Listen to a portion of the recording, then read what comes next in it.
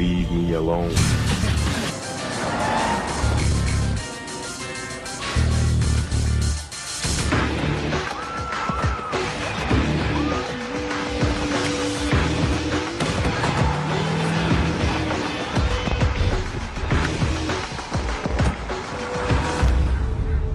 I don't see the Scottie Barnes thing when you're the best guy in the team and the team doesn't win. At some point, some of that's got to be on you. I haven't really seen him be an impact guy on a winning team.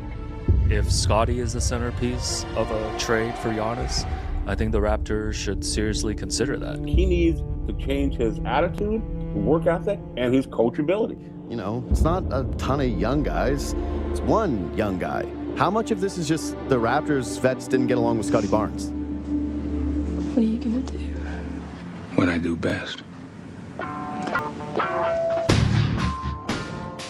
Oh, yeah. Oh, yeah. Let's talk about it. I did not expect the Toronto Raptors to win this game. Level up 100%, hands on the table. There's no chance that I saw this team that went out against the Brooklyn Nets and looked so sorry defensively, so poor offensively. Their offensive process was nuts. But I got to tell you, I got a little bit of faith before the game where my odds of they're probably going to lose this game to like maybe they could squeak one out. A couple things that moved me. Three things. Number one, it felt like Darko was not happy with the last performance, and he let the team know it after they won against the Nets. He said, there is a standard that we have to play with on every position, and we did not meet that. So it alleviated my fear that maybe after a win against the Brooklyn Nets, in which you played horribly, that maybe you felt a little bit of false confidence, and then you had the Cleveland Cavaliers who rested Donovan Mitchell, Evan Mobley last night, and they are fresh-legged, and they are waiting for you, and they are remembering the fact that you are the only team that has beat them in Cleveland so far this season. And this is a team that is capped out to the max. They've got 4 max players, or close to max players with Allen. They are a second apron team that has only one goal. Anything less than a championship for this Cleveland Cavaliers team is a bust of a season. Anything less than 3 rounds of playoffs is an absolute failure for this Cleveland Cavaliers team. They are all in 100%. And they have some incredible players who play tonight. So that was one thing that kind of got me thinking maybe the Raptors can do this. The second thing that made me think the Raptors could do this is your GOAT, Sandro Mamukelashvili is back in the lineup. And I'm like, you know what? The Raptors are a completely different team with Mamu, without Mamu. And tonight, boy, did he make a difference. But I felt very good. That being said, he's coming off, a little bit of maybe he lost a little bit of rhythm. I thought maybe. The third thing that made me quite hopeful was the fact that the Cleveland Cavaliers did not really have a point guard tonight. Donovan Mitchell is not a point guard. Sam Merrill is not a point guard. Tyrese Proctor is barely a point guard. So you're playing without Lonzo. You're playing without. And the other thing that made me kind of hopeful is one of their best three-point shooters, if not their best three-point shooter, Jalen Tyson, was not in the lineup. Max Strus was not in the lineup. He hasn't been in the lineup all game, all year. So it made me a little bit hopeful. And then I saw the opening tip. I saw the pregame. The Cavaliers looked really locked in. But something I noticed, the Toronto Raptors looked really locked in too.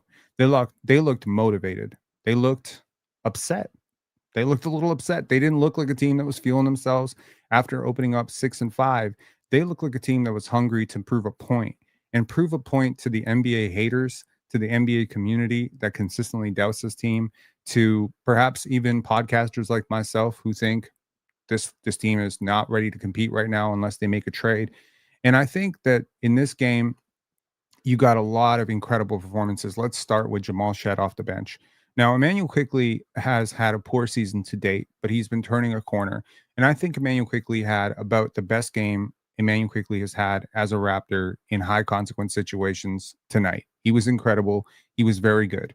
I liked Immanuel Quickley's game. It's weird to say I liked Jamal Shead's game even better, but it is important to realize they play with different players. Immanuel Quickley had to share the court with 2 guys who didn't play very well tonight, and that is RJ Barrett and Brandon Ingram.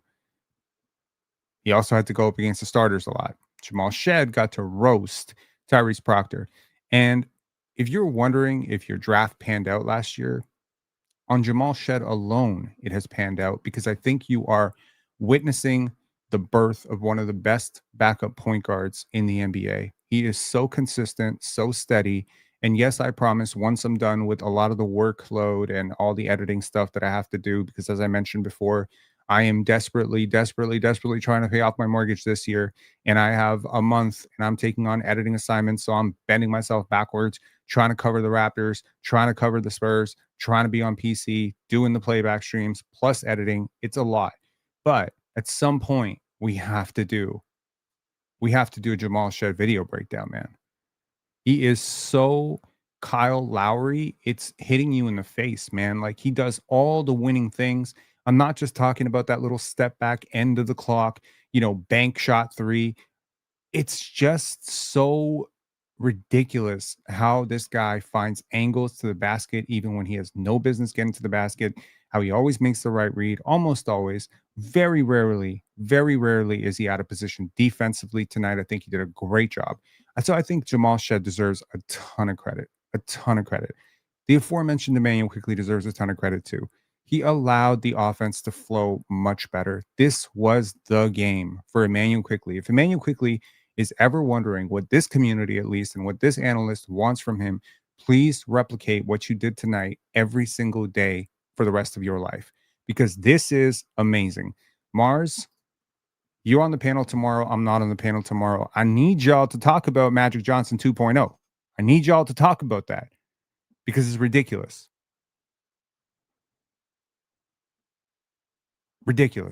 Fucking ridiculous. I'm on a group chat with Mars and Chill and Swiper and all them. Swiper told me today on the panel the Raptors are mid, they suck, and it made me mad. Like, it actually made me mad. There's nothing on the panel today that made me madder than Swiper calling this team trash.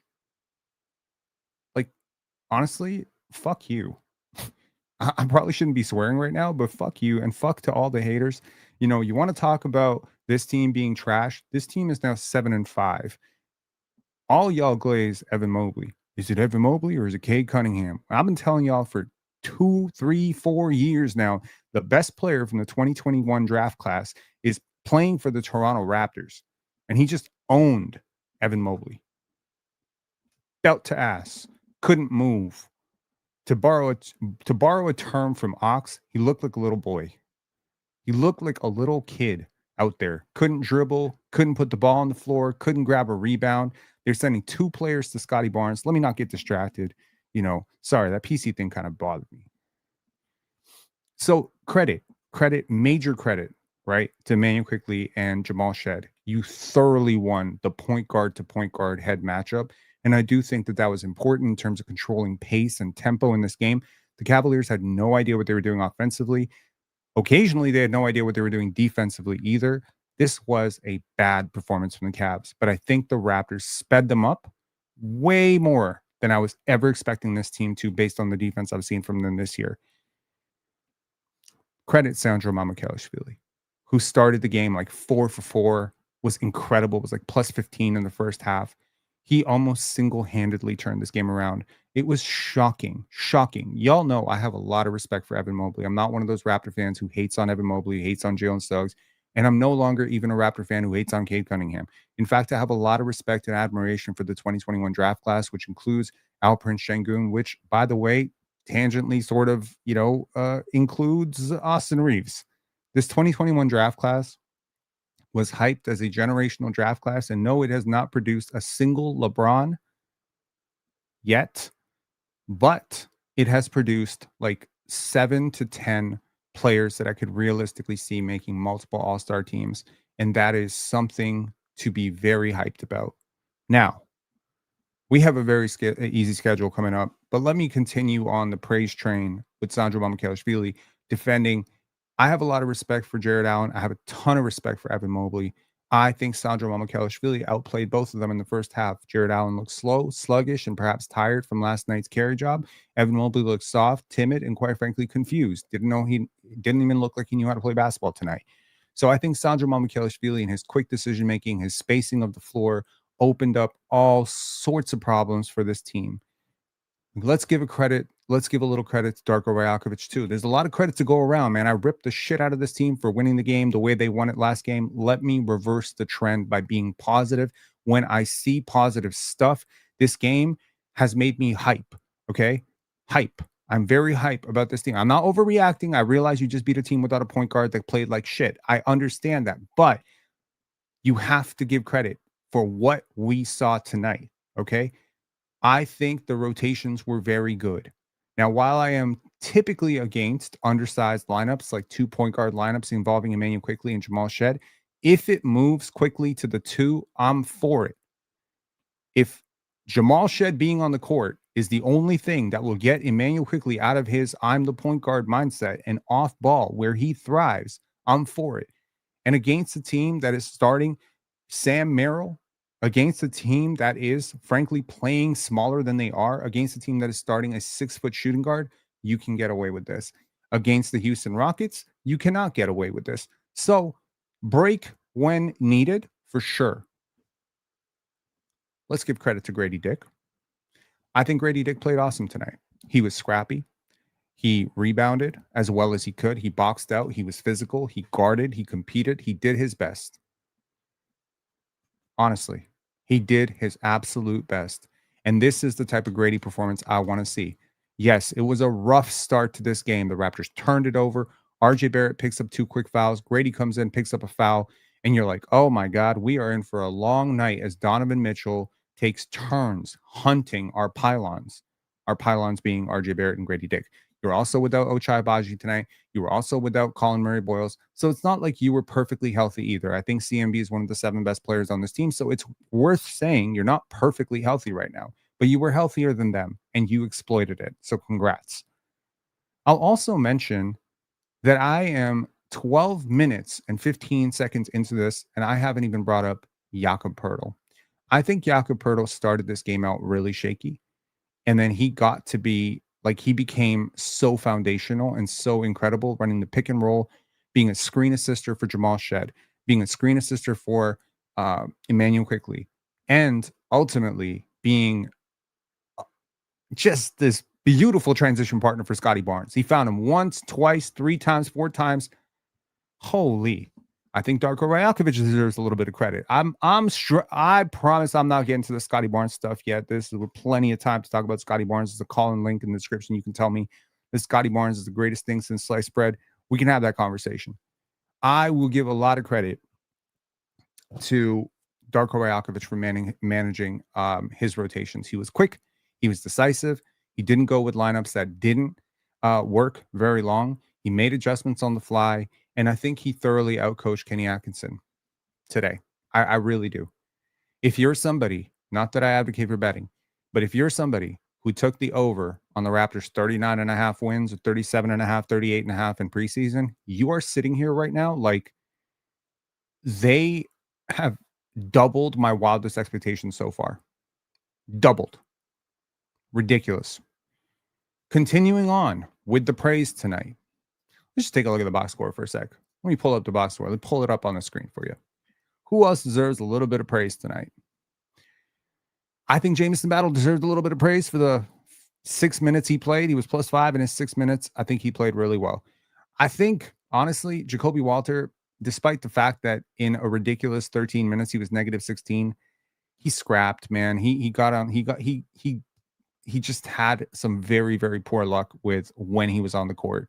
The Cavaliers went on a mega run at one point in this game. If you look at the odds, the Raptors were never really in danger. Like, this is the worst it ever got for Toronto. 19-27 Cleveland in the first quarter is when the Cavaliers were 84% likely to win.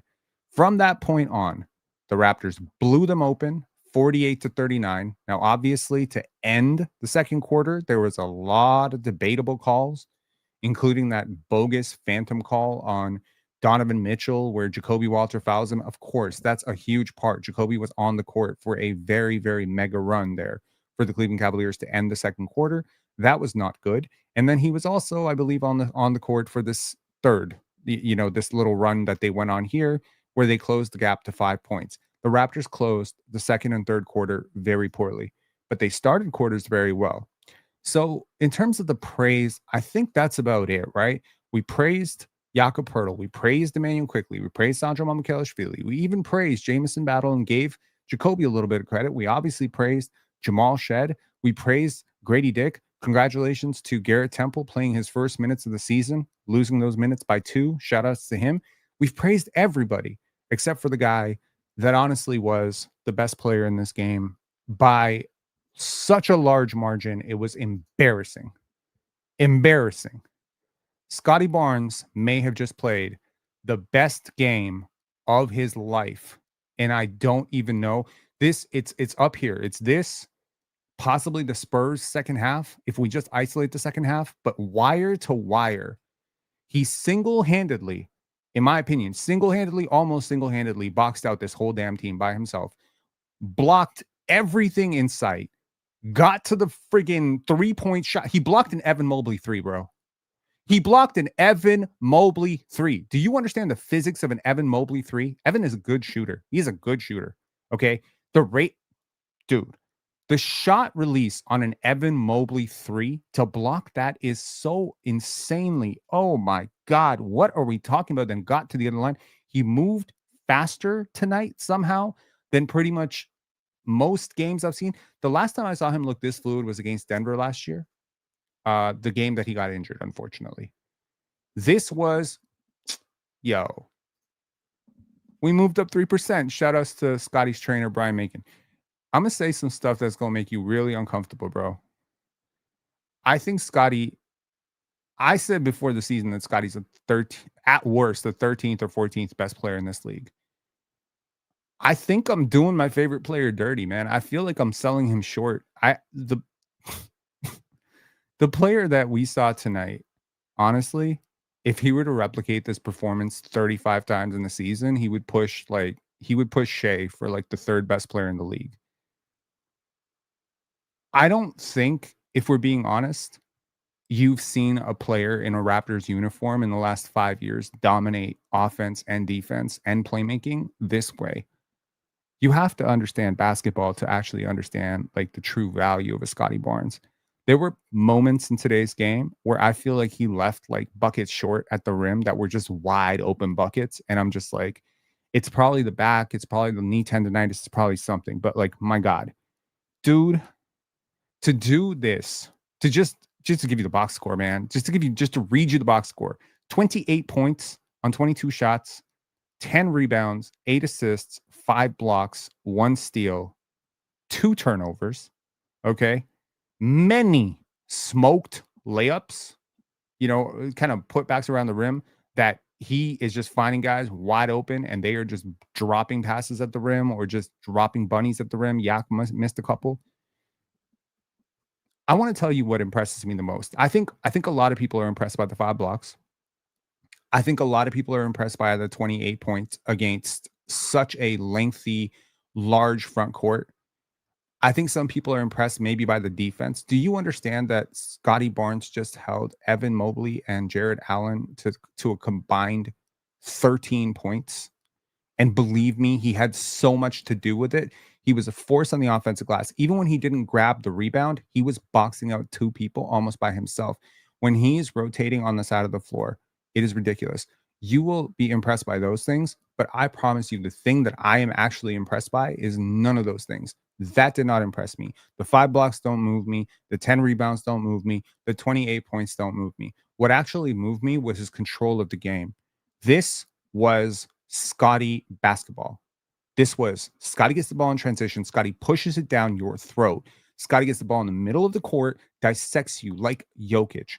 Dude, if you've watched Nikola Jokic play basketball, if you actually understand what Jokic does and what makes him so unstoppable, apart from the absolutely elite rim finishing and paint finishing that Jokic obviously has over Scottie, the touch and all that stuff, which is why Brian's saying 16%. This is not Scottie at full form. Somebody asked me today, I did a Ask Me Anything on Instagram, right? And somebody said, Darko once said that Scottie would be the face of the league. How does he have him getting iced out of the offense? And I said, the future is not here yet. You have to be patient. He's 24 years old. He's got a really long way to go. The jump shot looks fluid, fine. It's going to get better. He shot 1 for 4 from 3. This is not some outlier shooting performance. This is not some great touch performance. This is not going up against the Charlotte Hornets or the Washington Wizards. This is a full-on dismantling of a championship contender on the road when they are rested and probably more rested and healthier than you.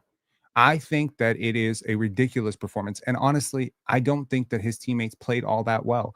I don't think RJ Barrett played well. Sorry, Shannon. Sorry to break it to you. I don't think RJ played that well. Grabbing a bunch of rebounds that you're not really boxing out for, I don't think that means that you played that well. I don't think this is a good RJ game. I did not love Brandon Ingram's process, although he made a couple of really tough shots. Do you realize how much different these stats look if RJ Barrett and Brandon Ingram don't go 0 for 9 from 3? Do you realize that? Right now, shout outs to BI. I should give BI a shout out. Sometimes the box score doesn't tell the full story. I think BI played pretty reasonable defense, man.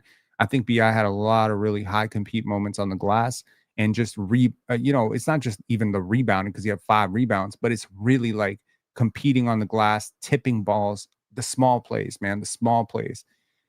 I also think this is the type of performance. I'm going to make myself big here for a second before we get to, it's a little bit of the film breakdown and a little bit of that stuff. I think a lot of this comes down to, it's one thing if I'm Bobby Webster and I pay Scottie Barnes the max contract and put him on all the billboards and I say, this is our guy.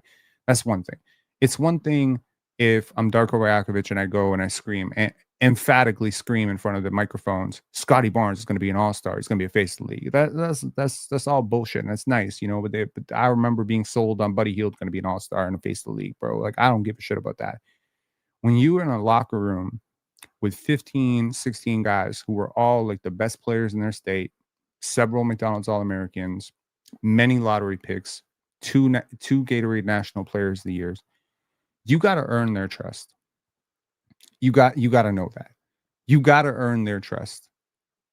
They may know that you are a very good defender, but they might not know you were this type of defender. They may know that you can push the ball in transition and be this good. They may not know that you can command an offense like this, because this was Luka level control of the game. Not Luka level flash, not Luka level bag, not Luka level handle, not Luka level shot making, not Luka level footwork. Okay. That's why we're saying 16%. But Luka level command of a game is not something that is for the faint of heart. There are maybe 20 players in the entire league that will ever touch a game where they can command an entire court like this against a good team. If you don't get it at this point, I think you're being deliberately obtuse, right? Now, objectively speaking, 28 points is not the point. That's not the point. The point here is you told on yourself. As Sam Mitchell used to say, you told on yourself. You showed that you can anchor a defense like a DPOY. You showed you could be Draymond on one end and Jokic on the other end. You showed that you can crash the glass and box out Evan Mobley and Jarrett Allen and have 2 guys coming at you, grabbing you, big wings like Dean Wade, who's not a bad rebounder, big wings like, DeAndre Hunter, who would surely be a starter on the Toronto Raptors, if I'm being honest. You showed that you can bring it on a night where your 2 other main 20-point per game scorers did not have it. You are showing your teammates right now that the franchise crown that you have been handed has been handed for a reason. You are showing that you are legitimately that dude. You are showing that on a night where some of your more offensively oriented teammates don't have it, that you can actually command the pace of this game to the level that they naturally have to look back on this game and say, holy shit, I didn't know that he could do it like that. And what that will mean, hopefully, for Scottie, and why I think Scottie dials up in moments like this, and why he's always dialed up in moments against really good teams, and we've often talked about it on this channel, like, boom, you see LeBron on the other end, you see Giannis on the other end, you can guarantee Scottie Barnes is going to bring you like A+ effort. I think those are test games. If you really want to find out how good you are, these are the games you test yourself against, bro. Nobody brings 110% effort all year. Like, you're not like Let's be for real now, okay? There's not Bruce Bowen. This is not PJ Tucker. There's not a hustle role player who plays 12 minutes a night, who's a second round pick, who has to do all that. No, I think Scottie is a guy who will take a moment against Kevin Durant and just kind of look at himself and say, can I do that? And I don't know if he knows how good he is. I don't know if he knows how good he can be, but I think he's slowly finding out. And I think that when he finds out, it's going to be game over for the league. But I think his teammates just found out.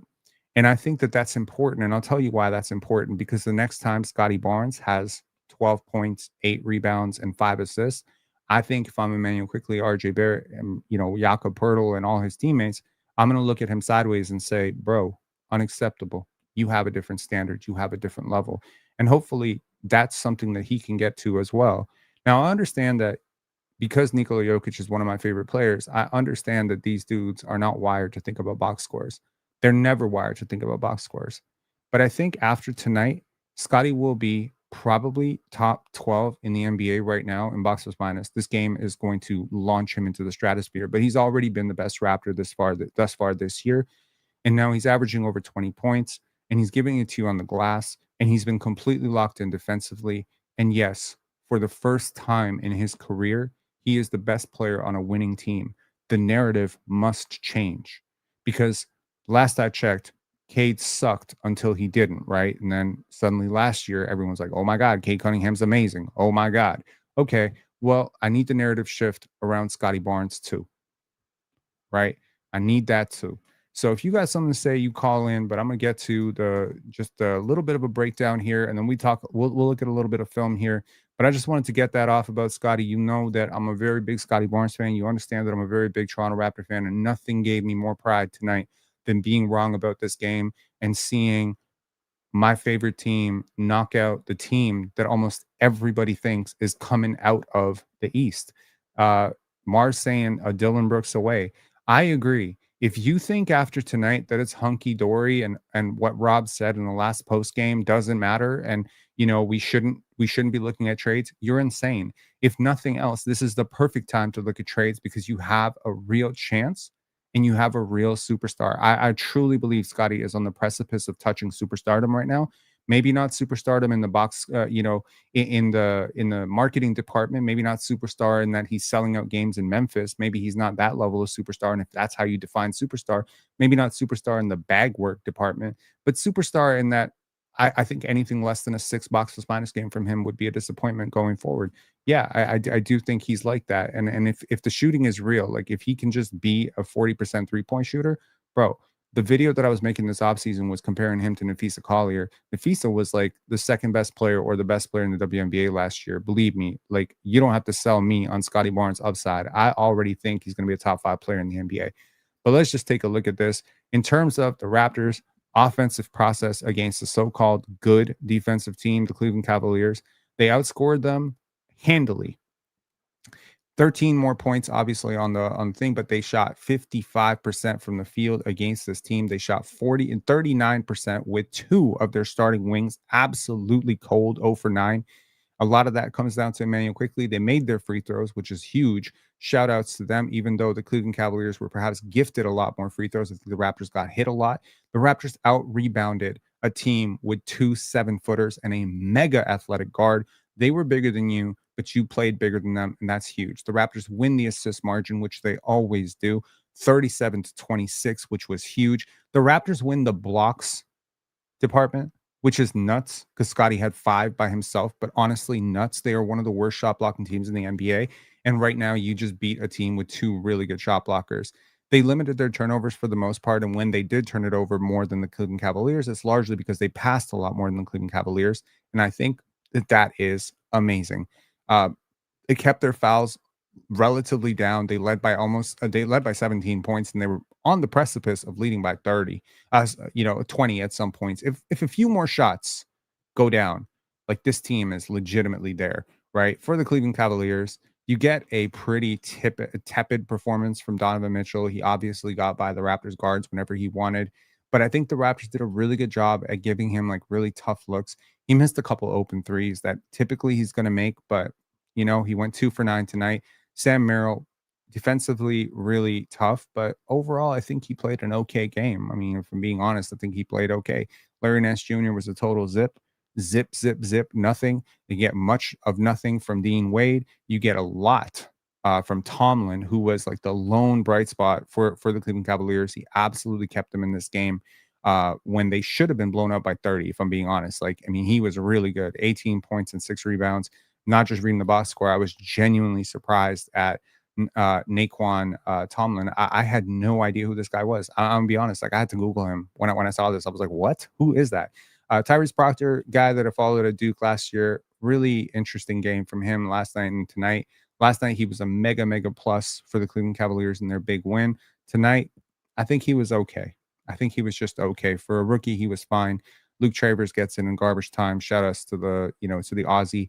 But overall, nothing really to write home about. And again, an absolutely abysmal performance from Evan Mobley and Jared Allen, who again combined for 13 points. And DeAndre Hunter, I think, that block on Brandon Ingram was very impressive. I think overall, like, he played a pretty competent game, but not enough. Not enough. Let's get to the film breakdown, and then we will get to the callers if we have callers. I could not imagine after tonight that we would not have callers, but maybe some of y'all just wanted to hear me talk my shit for a little bit here. We do have some super chats and member chats. I will get to them right after the film session. I will apologize right now. I became a fan tonight. Okay. Like, I want to be an analyst and just give you like tons of Jamal Shed breakdown and all that stuff. Maybe that's something we can do on Sunday with our members only live. But man, oh man, like tonight, you're going to see a lot of Scottie in this, because I was just like flabbergasted. Okay. I said LOL. Okay. Now again, you'll forgive me. This is still the point where I thought the Raptors were going to lose this basketball game. Now here. This is an easy pass, relatively, but they mistime it. So unfortunately, Scottie probably should have been under the rim at this point, but passing out to RJ is definitely not the solution here. And passing back to Emmanuel quickly, and then he passed back to Scottie Barnes for a turnaround jumper, which Scottie missed, and it was just like kind of a great shot passed up for a really tough shot in the half court. Really not necessary. I said this is too easy, right? Again, good attempt by Emmanuel quickly, good attempt by Scottie Barnes, but unfortunately, it feels too easy. Now here, Scottie Barnes has shown up at a mega weight tonight. So the people complaining about him not scoring enough against the 1-9 Nets can shut the hell up. I mean it. Like, you really need to contextualize how to win basketball games in the NBA. Like, Jokic does not need to score 50 points against Washington. Luka does not need to. I mean, they do because they want to, but typically these are the good games to get your teammates going. Now, against the Cleveland Cavaliers team, this might be the game that you are absolutely needed. And here, this early seal, Scottie did this multiple times. Once here, then he did it in transition when RJ Barrett found him for that Sam Merrill post up where Scottie got fouled like 3 times. This early seal, early post up stuff, this is a large part of what Scottie was coming into the season expecting to do. There was going to be a lot of pick and roll stuff. But here's a shout out to the people. Sorry, Shannon, your energy is so weird right now, dude. Like, I'm not even trying to be rude or call you out, but like, man, like, we celebrated RJ when he was balling out. Like, can you leave it alone? My God, man, like, you are so off your rocker right now. Okay, so what am I say? I've lost my train of thought. It's just like, shit, I just need to not look at the chat. Like, it's weird. Jeez. Okay. I said there's so much wrong with this, right? Defensively, you have to know if you're Jakob Poeltl, you have Jamal Shed behind you. Scottie Barnes is glued to DeAndre Hunter in the corner. You don't have weak side help. Unless, of course, you think that Brandon Ingram is going to completely abandon Dean Wade to help you out. But here, Grady should be further into this gap. Brandon Ingram can then recover onto Tyrese Proctor, who's shooting about 32% from 3. I don't see the point in Jakob Poeltl being this tight on Evan Mobley. I don't see what you're taking away in this situation. You're just giving him a wide open drive to the basket, and it just doesn't make sense, right? So here, Grady is late, Ingram is missing, and Evan Mobley is going to draw an and one for one of his rare opportunities to score in this game. Whew. Okay. I said, how many times can your second unit dig you out of a hole your starters create before you change your starting lineup? And I fully believe this. Like, it was so night and day between the starters and the bench unit. Now, it's worth saying that sometimes these bench units include a starter or two. Maybe Emmanuel Quickley, maybe Scottie Barnes, maybe an RJ Barrett, maybe a Brandon Ingram. The point here is it is Jamal Shed and Sandro Mamukelashvili and one of either Grady. I mean, the Raptors are winning Grady minutes by such an aggressive margin. It's ridiculous. Like, Grady, Jamison Battle, Jacoby Walter, even sometimes Ochai Agbai, but not so much Ochai Agbai and not so much Jacoby, but mainly Jamison Battle, Grady Dick have been so positive for the spacing. The most impressive person for the spacing, honestly, is the player you were missing in the last game and who probably should be attributed for why you played so shit last game, despite the win against the Nets. And that's Sandro Mamukelashvili. I think you really found a player who is so foundational to your identity as a basketball team that you cannot possibly let him go in the offseason. Like, you can't lose this guy. If you lose this guy, I'm going to crash out because you finally hit a free agent who is clearly going on the right side of his career and towards, showing you that he is so good, man. Sandro Mamukelashvili is such an elite basketball player in terms of dribble, pass, shoot, his shot making, his rim finishing, and even compete level defensively. I understand he doesn't offer you a ton in terms of shot blocking, but he does give you a lot of effort defensively. And tonight, he boxed out guys. He's trying to get on the glass. Bank. Did you call bank, Mr. Jamal Shed? No, you didn't. But hey, man, shout outs. I said, this is superstar shit from Scottie Barnes. Now, it's not flashy, but it is effective. Okay. Here. If you are going, the shot difficulty on this shot, like, this is bumper to bumper. Dude is right up in your chest. This is one of those shots that Scottie almost always misses, right? And he gets the and one on that one. Like, I thought that was like, he'd take him to the woodshed, create his own shot in the half court. I say, in a game with Allen, Mobley, and Poeltl, the best big has been Sandro Mamukelashvili easily. And I mean it. Look at how quickly he takes this pass from Quickly. And again, I sometimes am critical of a player making a decision too early, but I'm also very critical of a player making decisions too late. If Mamu holds this, the entire defense shifts to cover the driving lane. Noticing that Dean Wade has his back pretty much turned to you and is not expecting Emmanuel Quickley to make this pass. This starts with Emmanuel Quickley making a pass without over projecting. Number one. So shout outs to Emmanuel Quickley, and a huge reason why I gave him kudos tonight is he was willing to get off the ball instead of pound, dribble. He's finding his way in a big way, right? If Emmanuel Quickley keeps playing like this, he is foundational to your team as well because he really does matter in terms of his like pull-up jump shooting, his defensive compete level, his paint finishing, his, I would say, tertiary creation abilities. Like, he's decent. Okay, Emmanuel Quickley is a decent player. There was a reason why I was critical of him early on, but I consistently defended him. And you can give me a W in the chat if you remember that even after Emmanuel Quickley's worst games, I said, yes, this sucks. Yes, he's not a point guard, but he's not this bad a player, right? So right now, you're seeing him thrive in a more off-ball role, and I think that is very important. But here, Sandro Mamukelashvili really quickly decides the rotation is late. And guess what? If the rotation was even remotely on time, Scottie is immediately cutting. And you know why he's cutting?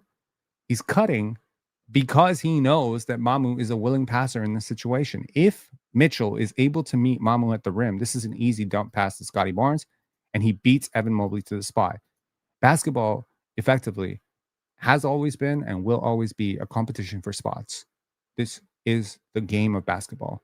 Luka is great. Why? Because he's great at getting to his spots. Brandon Ingram is nearly unstoppable in the half court as a scorer because he's elite at getting into his spots. Sometimes getting to your spot requires you to just be thinking better than the other person. You see it before they do. You react before they do, right? Sometimes it's just a matter of Shaquille O'Neal. You're just that strong. No one can hold you off your spot. You're going to get there. Sometimes it is motor. and relentless effort, persistent shooting gravity like Steph Curry. Doesn't matter how you get to your spot, just that you get there before the other guy. It's a competition for a spot. Sandro Mamukelashvili won his spot here. He won the spot, which was the driving lane. They didn't react in time. And then Scottie Barnes won the outlet, which, of course, is important if, in fact, Mamu was stopped. So I think that play illustrates just how much sharper the Raptors were tonight. I said RJ Barrett needs some Claritin because he is allergic to rebounds tonight. Again, game sort of breaking the Raptors' way here. You need to get these rebounds. This is how you don't even jump. You don't even jump. Not a jump. You're barely boxing out. You're underneath the rim. You have no instincts for this. You're not going to get. Okay. How about this? How many players have you seen get a rebound from underneath the rim? Like, he's not new to basketball. He didn't pick up basketball like last week. You're not going to get a rebound from this position. And worse than that, his teammates allow Jarrett Allen. So Mamu doesn't box out well enough, but that's Jarrett Allen. There's like one or two players on this team who can even hold up a Jarrett Allen box out. But consider how many people you have here. You have 1, 2, 3, 4 on 2. They have 3 guys on the perimeter, which, by the way, is going to be very important in a second. You have to come up with this. But nobody jumps. And RJ Barrett does not jump at all. And he is the one who should have been in position to box out Jarrett Allen. But hey, sure. Compete, give it up, don't come up with a loose ball, and immediately just stand there watching, not in the play, right? Come on, man. Okay. I said Scottie outplaying Mobley again. What's new? Boom. Nice. Turnaround. Do you understand the difficulty of that shot? That's not an easy shot. Over Evan Mobley, very few players can get that shot over him. Now, again, Shannon, close your eyes. This is poor process. I said pray for my mental health. This is a ridiculously... You have nothing here. You're heading into a paint that is clearly congested. You have one of the best defenders in the league who is trailing you and knows exactly what hand you are about to try to finish with. You go left. I'm surprised 3 players didn't block him. This was a projected drive. You don't have numbers. Ingram is open. Settle it down, man. Like, this game was close enough that you could lose this game on a couple plays like this. And it's just really poor processing in rapid moments. You want players to be aggressive. You do. You do want players to be aggressive. But you don't want players who are not named LeBron James and Giannis Antetokounmpo to attack 1-on-5. Now, squint your little eyes, and tell yourself, this was a good play at Montverde, bro. This was a great play at Montverde. Phenomenal. I watched him at Montverde finish this type of play under the basket, around the defense, like 50 times, 100 times. Great. This ain't high school, bro. This ain't Duke. This is the NBA, where you are not an above average athlete in the NBA. You are a below average finisher, historically speaking, for a starting level wing. You are not an above the rim finisher who can finish over length like this. And you definitely cannot be doing this when you're going 1-on-3 at the basket. Like, you cannot. This is stupid. Emmanuel Quickley does this sometimes. Scottie Barnes does this sometimes. Grady Dick does this all the time. It's frustrating. You want players to be aggressive, but over penetration, over passing, over committing defensively are all selfish acts, in my opinion. If I was a basketball coach and somebody drove 1-on-5, my first question to you would be, do you have teammates? My second question to you is, do you see them? If there's 4 guys on you and Scottie, that means, what's the math? What's the calculus? How many people, how many teammates do you have open that you can kick back to? It's just So strange. So strange, man. I say we are witnessing a Scottie Barnes masterclass here. Okay? Here. Take the post up. Invite the help. Take the help. Find the pass. This is the Luka stuff that I'm talking about. I have watched Luka do that with Derek Lively and Daniel Gafford a million times. I have seen Nikola Jokic do that with Aaron Gordon a million times. Fake two defenders into thinking that you're going to score. Find the dump off pass. It was really amazing to watch this tonight, if I'm being honest. I'm struggling in my mind to think of a better, more complete end-to-end Scottie game. This is the type of mastery, as I said earlier, very few players will ever touch. I said Scottie Barnes is reminding Evan Mobley he cannot guard him. Okay, we are about to get into transition, Scott, bro, because to move a 7-foot power forward who bulked up so much, I will remind you that rookie Scottie Barnes flipped Jarrett Allen, grown man Jarrett Allen at that point, 25-year-old Jarrett Allen, and just flipped him around like a rag doll. I don't think sometimes people understand how strong Scottie Barnes is, but you see it on a play like this. You see it on a play like this. Finish that. Finish that fucking play, Scottie. What the hell? I said, Toronto, you have a superstar. And this clip went fucking viral. And it should. 11,000 views. It should have 1 million views by tomorrow. You do have a superstar. Okay? Watch this sequence of plays. Okay? Do you see the court? What is the right pass here? Has the right pass presented itself?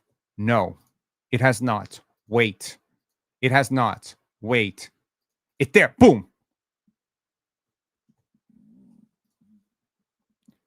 Do you know the moment of decision making? Look, man, I just watched Nikola Jokic obliterate the Clippers last night. You can't stop me if I see everything two seconds before you see everything. Scottie saw this play materializing 100% of the time. And if you have smart off-ball players like Lauri Markkanen, Malik Monk, etc., aka the players that I really want on this team, they would find these pockets of space all the time. Look at this fucking pass. And this won't be on his highlight reel because Jakob Poeltl doesn't convert this. Watch this play again. Evan Mobley turns his head for a millisecond. It's not even a second, man. The pocket of space to make this pass, the accuracy of this pass is ridiculous. Evan Mobley is just that good defensively. You don't complete it. Now you get down to the other end, and somehow you force a miss. Scottie Barnes is going to rebound this pass. And what's he going to do? Is he going to be like, well, the last play was really fast and it didn't work out. Maybe we should slow it down. Nope. Brandon Ingram decides, I'm just not going to even run. Cool. 4-on-5. Scottie does not care because once you beat these two guys, right? Again, this is calculus. This is math. Okay. You have a 4-on-5 fast break. Conventional wisdom tells you, hold on, stop, wait for Brandon Ingram to come down the court. Scottie wisdom, which is, how he sees the game, which is I'm not gifted enough to see the game like Scottie. I have to do this. I'm a podcaster. I'm an analyst. I could not have thought of this in real time because my brain does not click these 18 different pieces together. But Scottie does. He knows that the second he beats number 32 here, this is no longer a 3-on. This is no longer a 4-on-5, but rather it is a 4-on-3. He also sees that Jakob Poeltl is once again getting behind the defense to make up for the last play. So what happens? Beat your man, win the spot. And this time, Jakob Poeltl says, I'm not fucking around with a layup. I'm yamming it on these dudes. Fuck the back pain. I got Robaxicet for that. My point is, 2 plays like that in a row. Now watch how he manipulates the defense here before he makes this pass. There's no projection. He's not darting it with his eyes. He's not showing you. This pass is left-hand pound dribble, left-hand pass. I will remind you, Scottie is a right-handed player.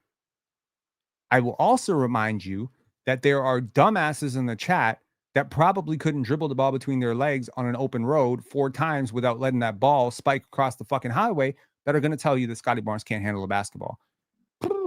Okay, sure. You know better. Okay. I said it took 2 guys to hold Scottie off the glass, and they still had to foul him. It is true. It did. And they did. Take a look. This is effort. Okay? This is effort. This is force. And quite frankly, in a playoff series, I think you're going to see this version of Scottie Barnes. You have 2 players that are landlocking his arms down, and he's still fighting through. It's right in front of the referee. You can see the referee's right there. Scottie sells it a little bit because he still goes up. Many people who are held down by 2 people will let the 2 people holding them off the hook by not pushing through. Scottie Barnes needs to learn, and this is the criticism that I will have of Scottie until he changes it.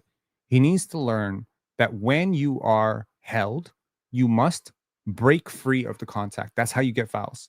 You don't get fouls by getting fouled. That's the mistake I think Scottie makes all the time. He thinks if he gets hit on a rebound that he's going to get a foul. No.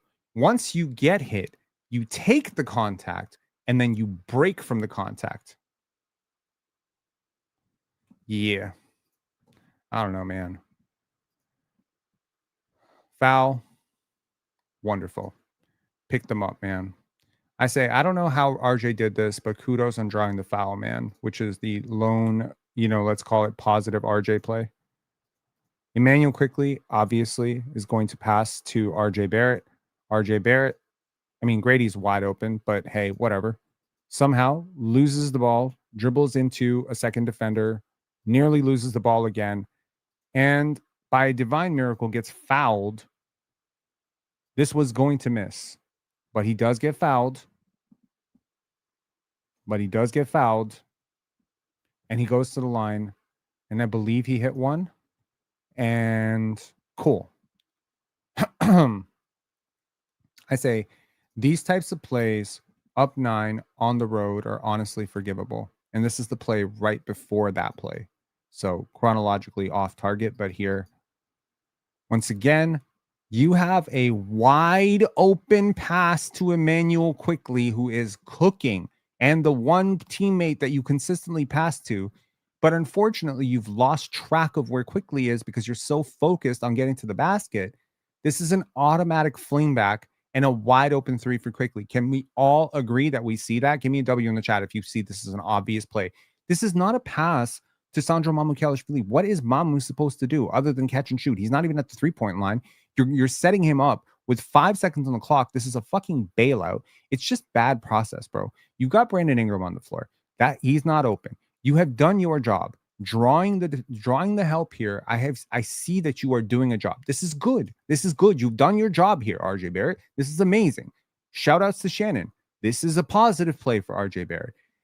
The minute you fling this back to Emmanuel Quickly, make, miss, I don't care. That is a beautiful pass. And RJ Barrett is capable of making these passes. The thing that's so fucking frustrating about RJ Barrett sometimes is that,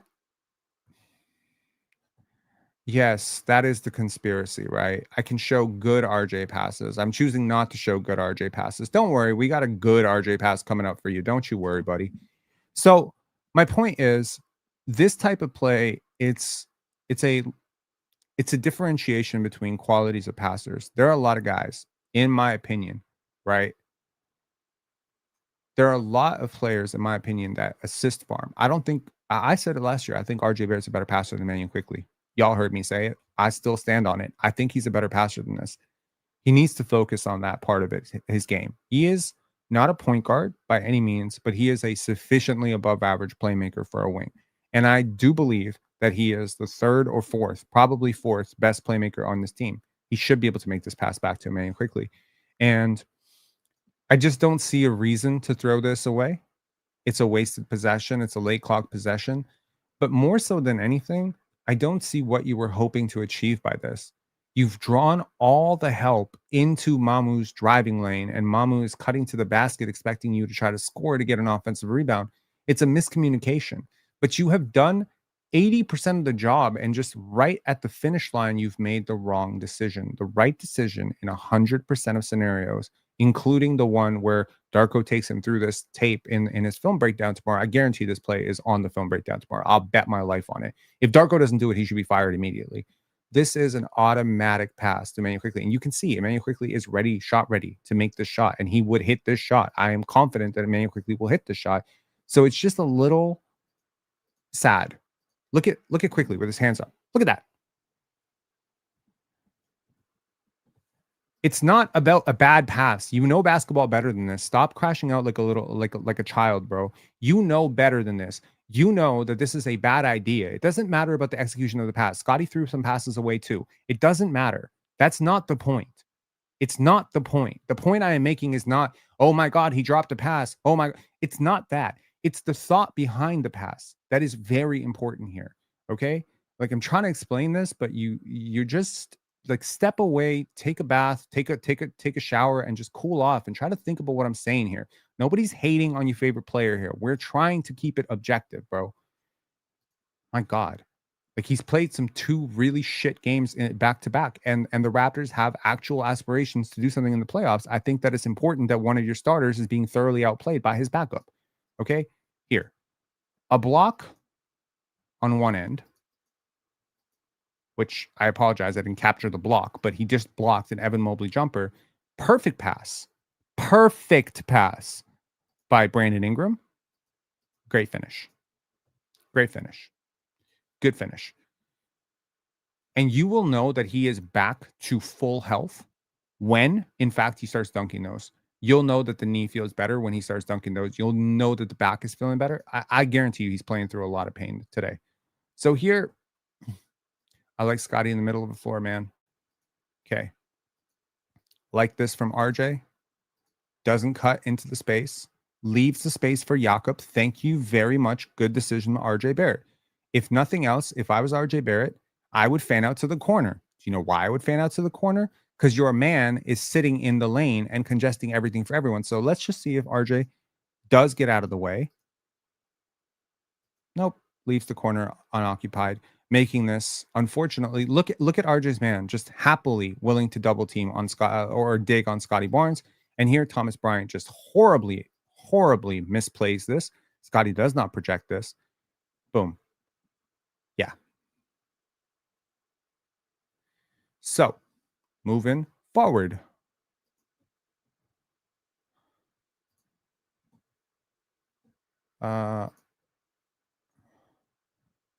So you wanted a great RJ Barrett pass. Here's a great RJ Barrett pass. Wonderful pass by RJ Barrett. Passes it right to the rim. Gets it back. Wonderful. Passes to Scottie Barnes. Wonderful. I'm perfectly fine with Scottie taking the shot, but I'd also be perfectly fine if he swung this to Jamal Shed and just kind of walked away being like, set my guy up. I don't really care. Scottie was looking for his a little bit more tonight. There are many nights where he doesn't. So, cool. I'm fine with it. Here, I said there's levels to this shit. Look at this play, bro. Once again, RJ Barrett trailing behind the play. Scottie, when you get this guy, athletes who can run and dunk above the rim, you are going to see a completely different unlocked version of Scottie. And here, beat Evan Mobley and just ascend to the rim. LeBron-esque. Is that LeBron-esque? Would you call that LeBron-esque? Would you call that Giannis-esque? Would you call that Pippen-esque? Would you call that Magic-esque? Whatever you call it, it's not everybody who can stride four steps, 4 dribbles across the court. I mean, I've seen 3 players in my entire life cross the court in 3 dribbles. Scottie, Giannis, Shaq. That's it. Only 3 ever. Okay? So if Scottie decides to dial it up like this in the playoffs, y'all will actually see a superstar in the playoffs. You want to see a good pass from RJ Barrett. The caption on this is a great pass from RJ Barrett. Do you know how long Scottie was open in transition before he made that pass? A full 3 seconds. But great pass by by RJ Barrett. Quote Jack Armstrong. I said superstar, yes or no? Okay, my God, are we tired? I promise it's not the same play all over again. It's actually a different play. Here, ripping it away from Brandon Ingram. He did this twice tonight, by the way. Just to let you know, Scottie got real selfish tonight, ripping the ball away from his own teammate. Like, fuck this shit. I'm not letting y'all slow this shit down. And once again, Jakob Poeltl, the slowest player on the court, getting breakaway dunks like this shit is fucking Monverd, and he's Kate Cunningham. Okay. We got Coach Mo in the house. Coach Mo, what's good, man? And wait a second. I'm gonna pull you back up. I gotta answer these super chats real quick. Can you hold tight for like 2 minutes? Yeah. Okay, cool. Okay, my bad. To honor the many super chats that we have, say no more. Just lover whom thin we just underdogs. Yet we're them up. Period. How do I translate this? Say no more. Just love who we think. Just love who thinks we are underdogs.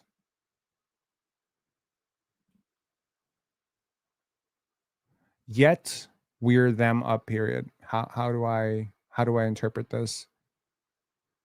We're gonna beat them up. Period. I hope I interpreted this correctly. Thanks so much, Steve H from Taiwan, for the super chat. I appreciate these. You've been sending them for years. I appreciate you very much, sir. And feel free if there was something lost in translation there, please help me out with something, or if somebody wants to let me know privately like what was actually said here properly so I address it. Thank you so much. I appreciate you. Mother effin Jones said, talk your shit. Where are the Scottie haters now? They are hiding in their mom's basement. Brody 416 said, Mobley is dirt. Yo, for real though, I would love Evan Mobley on this team. I ain't gonna talk shit about Evan Mobley after tonight. Mobley's a good player, a really good player. I still think Scottie's better. I'm always gonna think Scottie's better until Mobley comes out and proves me otherwise. But Evan Mobley's leveled up year after year. He's a very good player. He's a much better player than he looked like tonight.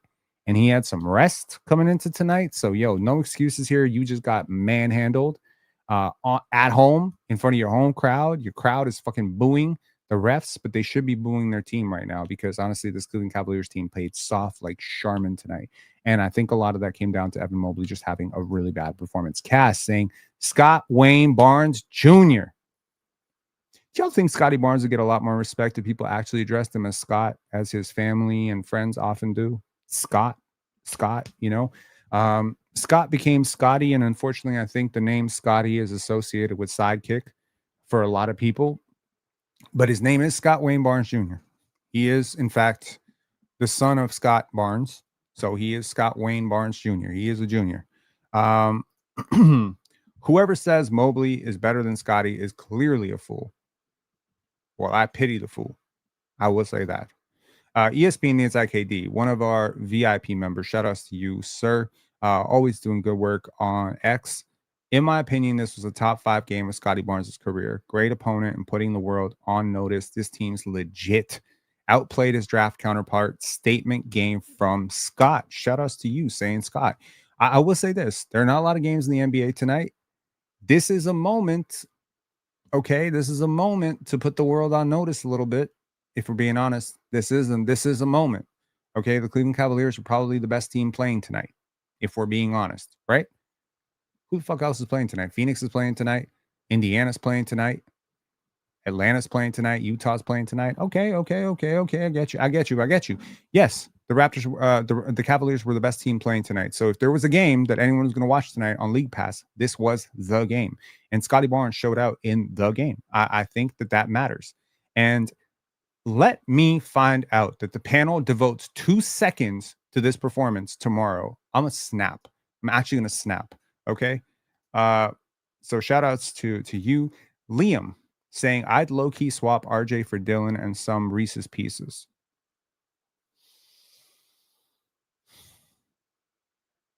I don't like Dylan Brooks, but I totally understand the sentiment and I get where you're coming from.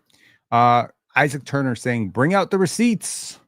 The receipts will be subject to a documentary at some point in time, for sure. Ali N, this is the IQ I've been waiting for. His best game yet. Still making some bad decisions, but much better. Scottie equals superstar. The league needs to see. Yeah, sure. The league needs to say. The league needs to see. I have a thing that I say is it's very obnoxious. It's very rude. It's very condescending, and it does not make me very likable. But I say I am very often not wrong, but early. Very often, things that I say will be controversial. I said last year, Shai Gilgeous-Alexander, all-time guard season. I said confidently 2 weeks ago, Nikola Jokic, still comfortably the best player in the league. Every time I say things, I often get pushback, but I don't like to say things unless they are meaningful. Why speak if what you're saying is decidedly already true? There's no point in telling you now that Nikola Jokic is the best player in the world. He's playing like it, and he's on possibly the greatest 5-game stretch of any player I've ever seen in my life. That's not the moment to register your audience. There's a reason there's 640 people in here, is because usually I am honest and early when I say things, and I believe that I am also accountable when I'm wrong. And if I'm wrong, I'm wrong. I said at the end of last game's live that if Darius Garland, Donovan Mitchell, et cetera, play, I think that this team is going to get embarrassed badly. Embarrassed. During a Q&A on Instagram, I was asked, what are the Raptors' odds of winning tonight? I said 1.8% pregame. Okay. I was wrong. This team competed their ass off tonight, and they deserve a ton of credit. Coach Mo, what is up, sir? We will get to Coach Mo, and then we will get to the GavRav at some point. Coach Mo, what up, man? You know, you said this team hasn't beaten a quality opponent. Mm-hmm. Still haven't beaten a quality opponent, bro. You don't think so? Bro, that's just a joke, but this is about as close to a quality opponent as you're gonna get. Watching Donovan Mitchell, watching Jared Allen, and watching Evan Mobley tonight told me everything I need to know about this team. We're another second round exit on the way. Book it. Unless those referees put their capes on. Oh, damn. Yeah. Frauds. And thank God we got Scottie Barnes, because we don't need a 6'1" flopping fish as our best player. Flopping fish? Yeah, flopping fish. I like Donovan Mitchell, man. I like Donovan Mitchell a lot. Not me. Nope, not me. Not me. It's so weird. Like, you know, I don't know like how much you watch the panel, but there's this fellow on the panel that I love this dude, Showtown Hoops. And he always tells us about Evan Mobley and Donovan Mitchell, and there's the best 2-guard in the league, and Evan Mobley is going to be a future big man. And he once said that Evan Mobley was going to be better than Wemby, or was better than Wemby. So, you know, I think if we buy that, and if you buy the fact that this team was over under before the start of the season, 64 wins, this is a good team, man. This is a good team, and they should be better. They should be better. They haven't been better, but I think when their shooters come back, they will be better. Like, we have to be acknowledging the fact that they missed wide open threes tonight. There was a lot of shooting variance that played in the Raptors' favor tonight. Okay. But also, it kind of played against the Raptors because you had two guys who've been shooting consistently like 38 to 40% from three, and Brandon Ingram and RJ Barrett just go completely ice cold from three. So it did kind of balance out to some extent, but I feel like they got the brunt of it. Like, nobody on their team could hit shots tonight from three. And yeah, like you can rearrange it. You can say whatever you want. To me, they're fraud contenders. But go ahead and win 60 games again. Real dudes, we waiting for you in the second round, and you're going to lose to them. I put money on that. Now, as for us, man, that super chat you read about IQ, 100% agree. That double point guard lineup works if Shed's the point guard. Right. If IQ has the ball in his hands, that don't work at all. I mean, IQ with the ball in his hands almost never works in any scenario. But I think he played okay. Are you like hitting your mic? I'm hearing like a lot of rumble. I don't. Oh no. Sorry.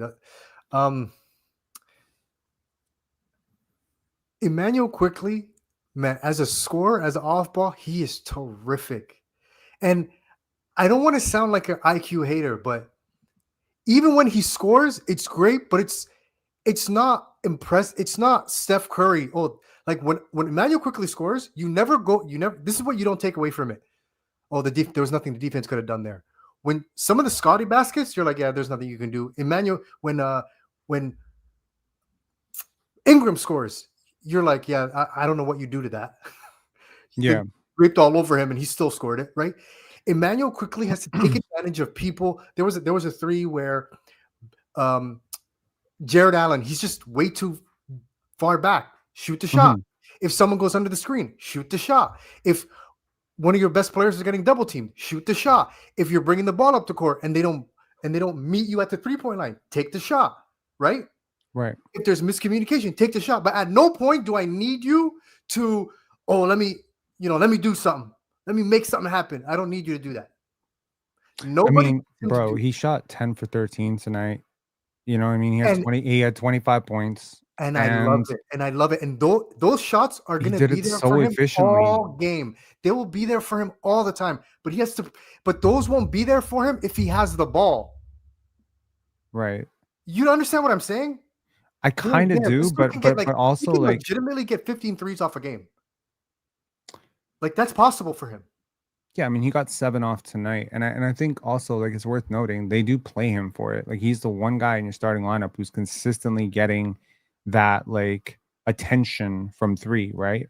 So, like, do you feel like maybe we're not being fair enough to him to say, hey man, like you make $32 million a year and you just put up 25 points against a pretty damn good team, which had paint stoppers galore, has pretty decent wings on the perimeter in terms of like defensively, and I can't ask for any more than this from a man quickly, bro. It's how he did it. He can repeat this. I agree with you 100%. And I said this at the beginning of the live. I said if Emmanuel quickly ever wants to know what I want him to do, not that he gives a shit what I want him to do, but if this is what I want him to do every night, like this is the game. Emmanuel quickly can replicate this performance. He may not be able to replicate 10 for 13 shooting. Okay, that's tough for most people. But I think that he can replicate some semblance of this type of production over a period of time. Like I think he can do this for sure. And the game Scottie had, I don't think it's a coincidence. Scottie had the game he had as IQ gets more off ball. We need Scottie with the ball going up the court. He needs to be the number one decision maker. Our offense could actually be elite if the person who gets the rebound, unless it's Jakob Poeltl just scoops it to the nearest person that can bring the ball up, whether that's RJ, whether that's Ingram, whether that's Scottie, whether that's IQ. But if it's not IQ, run up the court. And bro, I'm telling you, you'll average 20. He'll average 20, or you know what I mean? Run up the court. Let me be super fair to Emmanuel quickly, RJ Barrett, Brandon Ingram, and all of Scottie's teammates. Let's not do that thing where we pretend that Scottie plays like this every single game. No, no, I'm not. He should play like this every single game. I'm not. But when he plays like this, the Raptors are unstoppable. When he does not play like this, I don't always blame his teammates for not going to him, because if I gotta look at it this way. He's not Luka, he's not Shea, he's not Jokic. He hasn't established himself to that level of superstardom where, the pecking order is decided the minute he walks on the court. It's your ball. We don't do that. So we play a more egalitarian offense. Scottie is selfless by nature. So there's too many games where he is just willing to float. And there are some games where he just downright feels drowsy to the point where I give him the ball and he does absolutely nothing with it and just throws it back. So if I pass to you in the middle of the floor and you have an advantage and you just pass it out because you don't feel like scoring right now, I'm probably not going to pass to you very often to initiate anymore because I want to be more aggressive. So if Scottie's aggressive like this and then he gets frozen out, now I'll have an issue. But very often his being frozen out of the offense is his own doing. And he needs to realize like there's some things that he can do about it that can make things much, much better for himself. Right. So that's kind of where that's where I land on the situation. I don't want Helio Scottie. Well, he's not talented enough to do Helio shit. Yeah, I don't want that. He's I don't want not that. I don't want the yet. repeat of the Yet. Siakam nonsense. I don't want a repeat of that. Where we He's- just force feed a dude into numbers. I don't want to do No, that anymore. I understand that. I don't think anybody wants Helio Scottie because first of all, he's not Harden. He's not that level of pull-up jump shooter. He's not that level of ball handler. I think this type of role where he is, this is like the ultimate Scottie Pippen game. Like if I could take, it's a Scottie Pippen plus game. Sure, but like if I could take Scottie Pippen when he was running the Bulls in 1994, right? When Jordan retired. Yeah. And I could take that Scottie Pippen out and I could just put him into the NBA today. I would expect shit like this on the regular.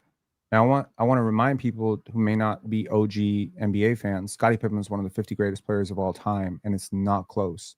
He is that dude. He won 6 championships with the Bulls, and he was their best defender on a team with Michael Jordan and Dennis Rodman. He was their best defender. Scottie Pippen is amazing. He continued to be that dude. For Scott, like there's certain things that Scottie does occasionally that are Kawhi-esque, Doncic-esque, Jokic-esque, LeBron-esque, Giannis-esque. There are moments, but the vast majority of the body of work that he showed tonight was very much like the best version of Scottie Pippen in the modern NBA. And that's elite. If that is your best player, I believe you can win championships. I do believe that. You don't have to have a Luka or a Shea to win championships. You can win with a smaller Giannis Antetokounmpo. You can. I agree. So and that's where Ingram comes in. Absolutely. To give you those buckets, those superstar adjacent buckets, right? Totally, man. Like people act like Giannis won championships by himself. He had Drew Holiday, he had Chris Middleton to do a lot of that shit for him. People act like Nikola Jokic is just creating 100% of the Nuggets offense. Do we see who Jamal Murray is? Shout outs to Mars Talk Sports. Today we were talking about NBA champions and competing supporting cast and stuff. And he brought up the fact that Jamal Murray has a higher box plus minus in the year that Nikola Jokic won a championship with the Nuggets than 2 out of 3 of Kobe's playoff runs through his first three-peat. To give context into how good Jamal Murray is in the playoffs, that's how good Jamal Murray is in the playoffs. Now I'm not saying he's a better player than Kobe, but he just jumps up to that star level creator. And Scottie's never played with a player as good as Jamal Murray in the playoffs. He's never had that level of player. Well, Pascal Siakam, RJ Barrett, Emmanuel Quickley, all these players, they're not that level of player. So, finding that level of player, maybe you can find some semblance of that in Ingram with the isolation scoring, although I won't hold my breath. Based on Ingram's last playoffs, maybe I won't hold my breath on that. It's definitely not going to be RJ, and it's not going to be Quickley. So maybe that second player is still a ways away. But I do see a lot of Chris Middleton-ish stuff between RJ and Ingram. You know what I mean? And it's okay. If Scottie wins a championship averaging 18, 9, and 8, he'll still be the best player on the team. It won't matter. It was clear. The past couple of games, it's not even close. People could have maybe debated, and I'm sure you wouldn't hear it, but who's the best player on this team? Is it Scottie or is it Ingram? Bro, there's nothing to talk about anymore. There's nothing to talk about. Maybe it was a conversation over the summer. Maybe it's over. It's a wrap. Ain't nothing to talk about. But in terms of roster building, I think there are 2 routes you could take. And one is sheer talent, sheer overwhelming talent at the top. Right. And then the second option is fit around your best player. There are 2 routes, right? The Heatles was sheer talent. They just said, Wade and LeBron don't fit next to each other, but they're 2 top 5 players in the game. So they can overcome that by sheer superstardom. Then there's another option, which is fit, which is what the Nuggets did. They just fit better together. It just makes perfect sense. So there isn't this uber talent at the top. My issue with Toronto is we took neither path around Scottie. Yeah. Right? Well, I think I get what you're saying. I think he has about as good a roster as he's had ever. Yes. This is good. Okay. And I am genuinely excited.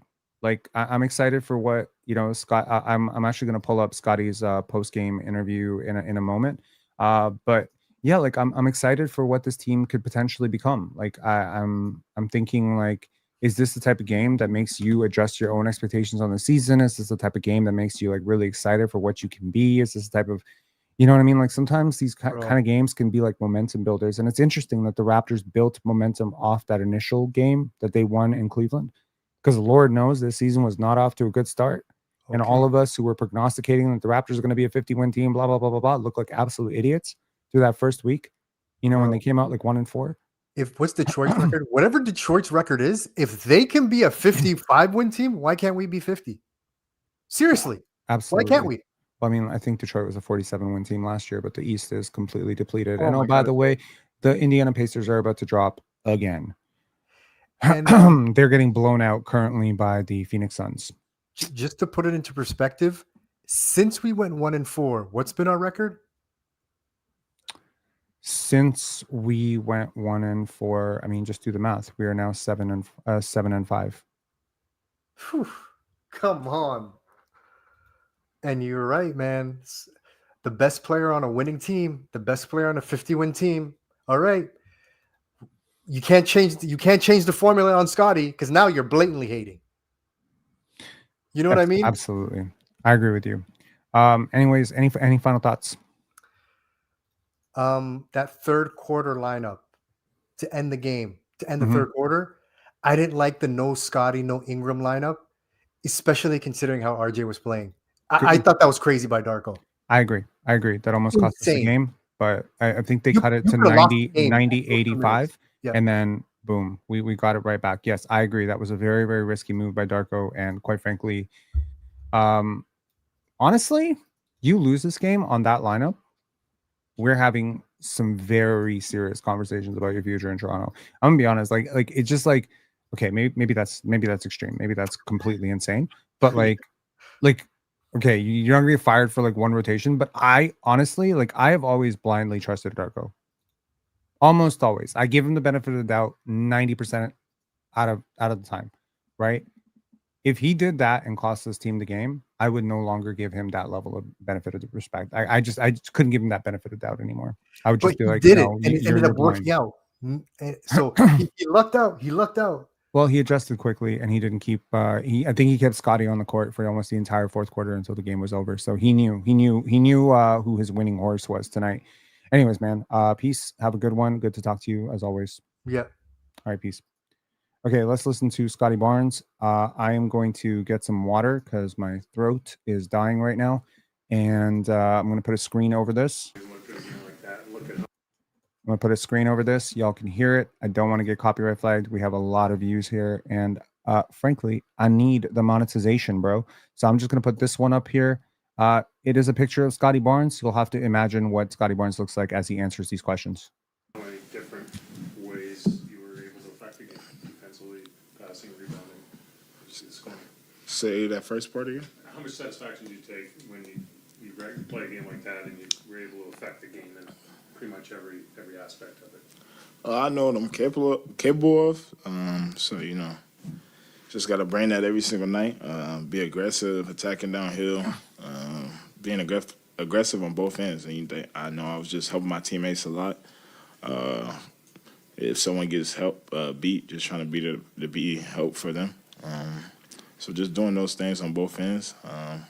Once I'm aggressive and I'm attacking downhill and just drawing the defense on me and being able to kick out, you know, it just opens up a lot for our team.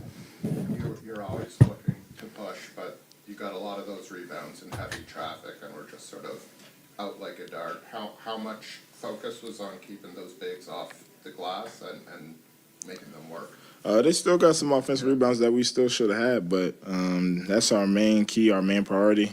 We talk about that every single practice, every day. At this point is how we're going to rebound the ball. We know we're not doing the best job at it, especially when Yak's not out there on the floor. So how are we going to find ways to get rebounds so we can be able to push and be able to have those opportunities to score?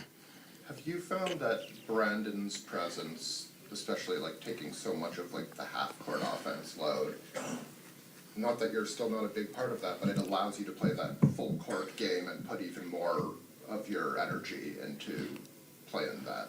For sure. He draws so much attention. they were sticking more close to him today, denying him, trying to be super aggressive, playing on his top side.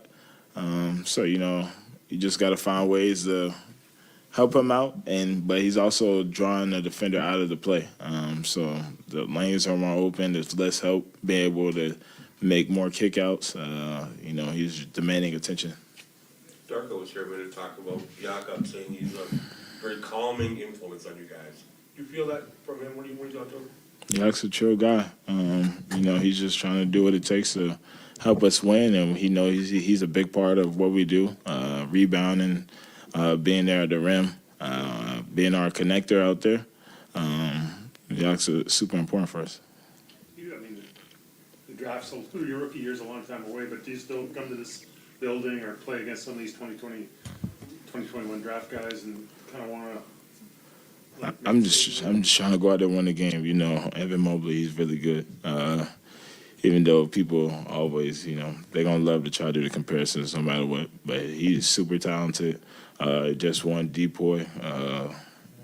He's a hell of a player. He's super skilled. And just on your bench, almost everyone who came in did something positive. Jamal was continuing to play. How much of how important is you for what those guys? When he steps on the floor for us, he's a game changer. We had a lot of games this year where our offense looked slow.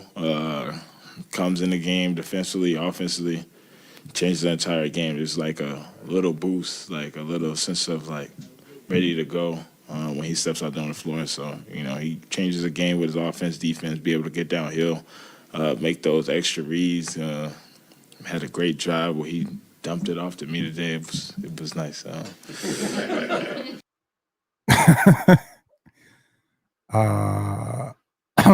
Did anyone else catch that? I caught it.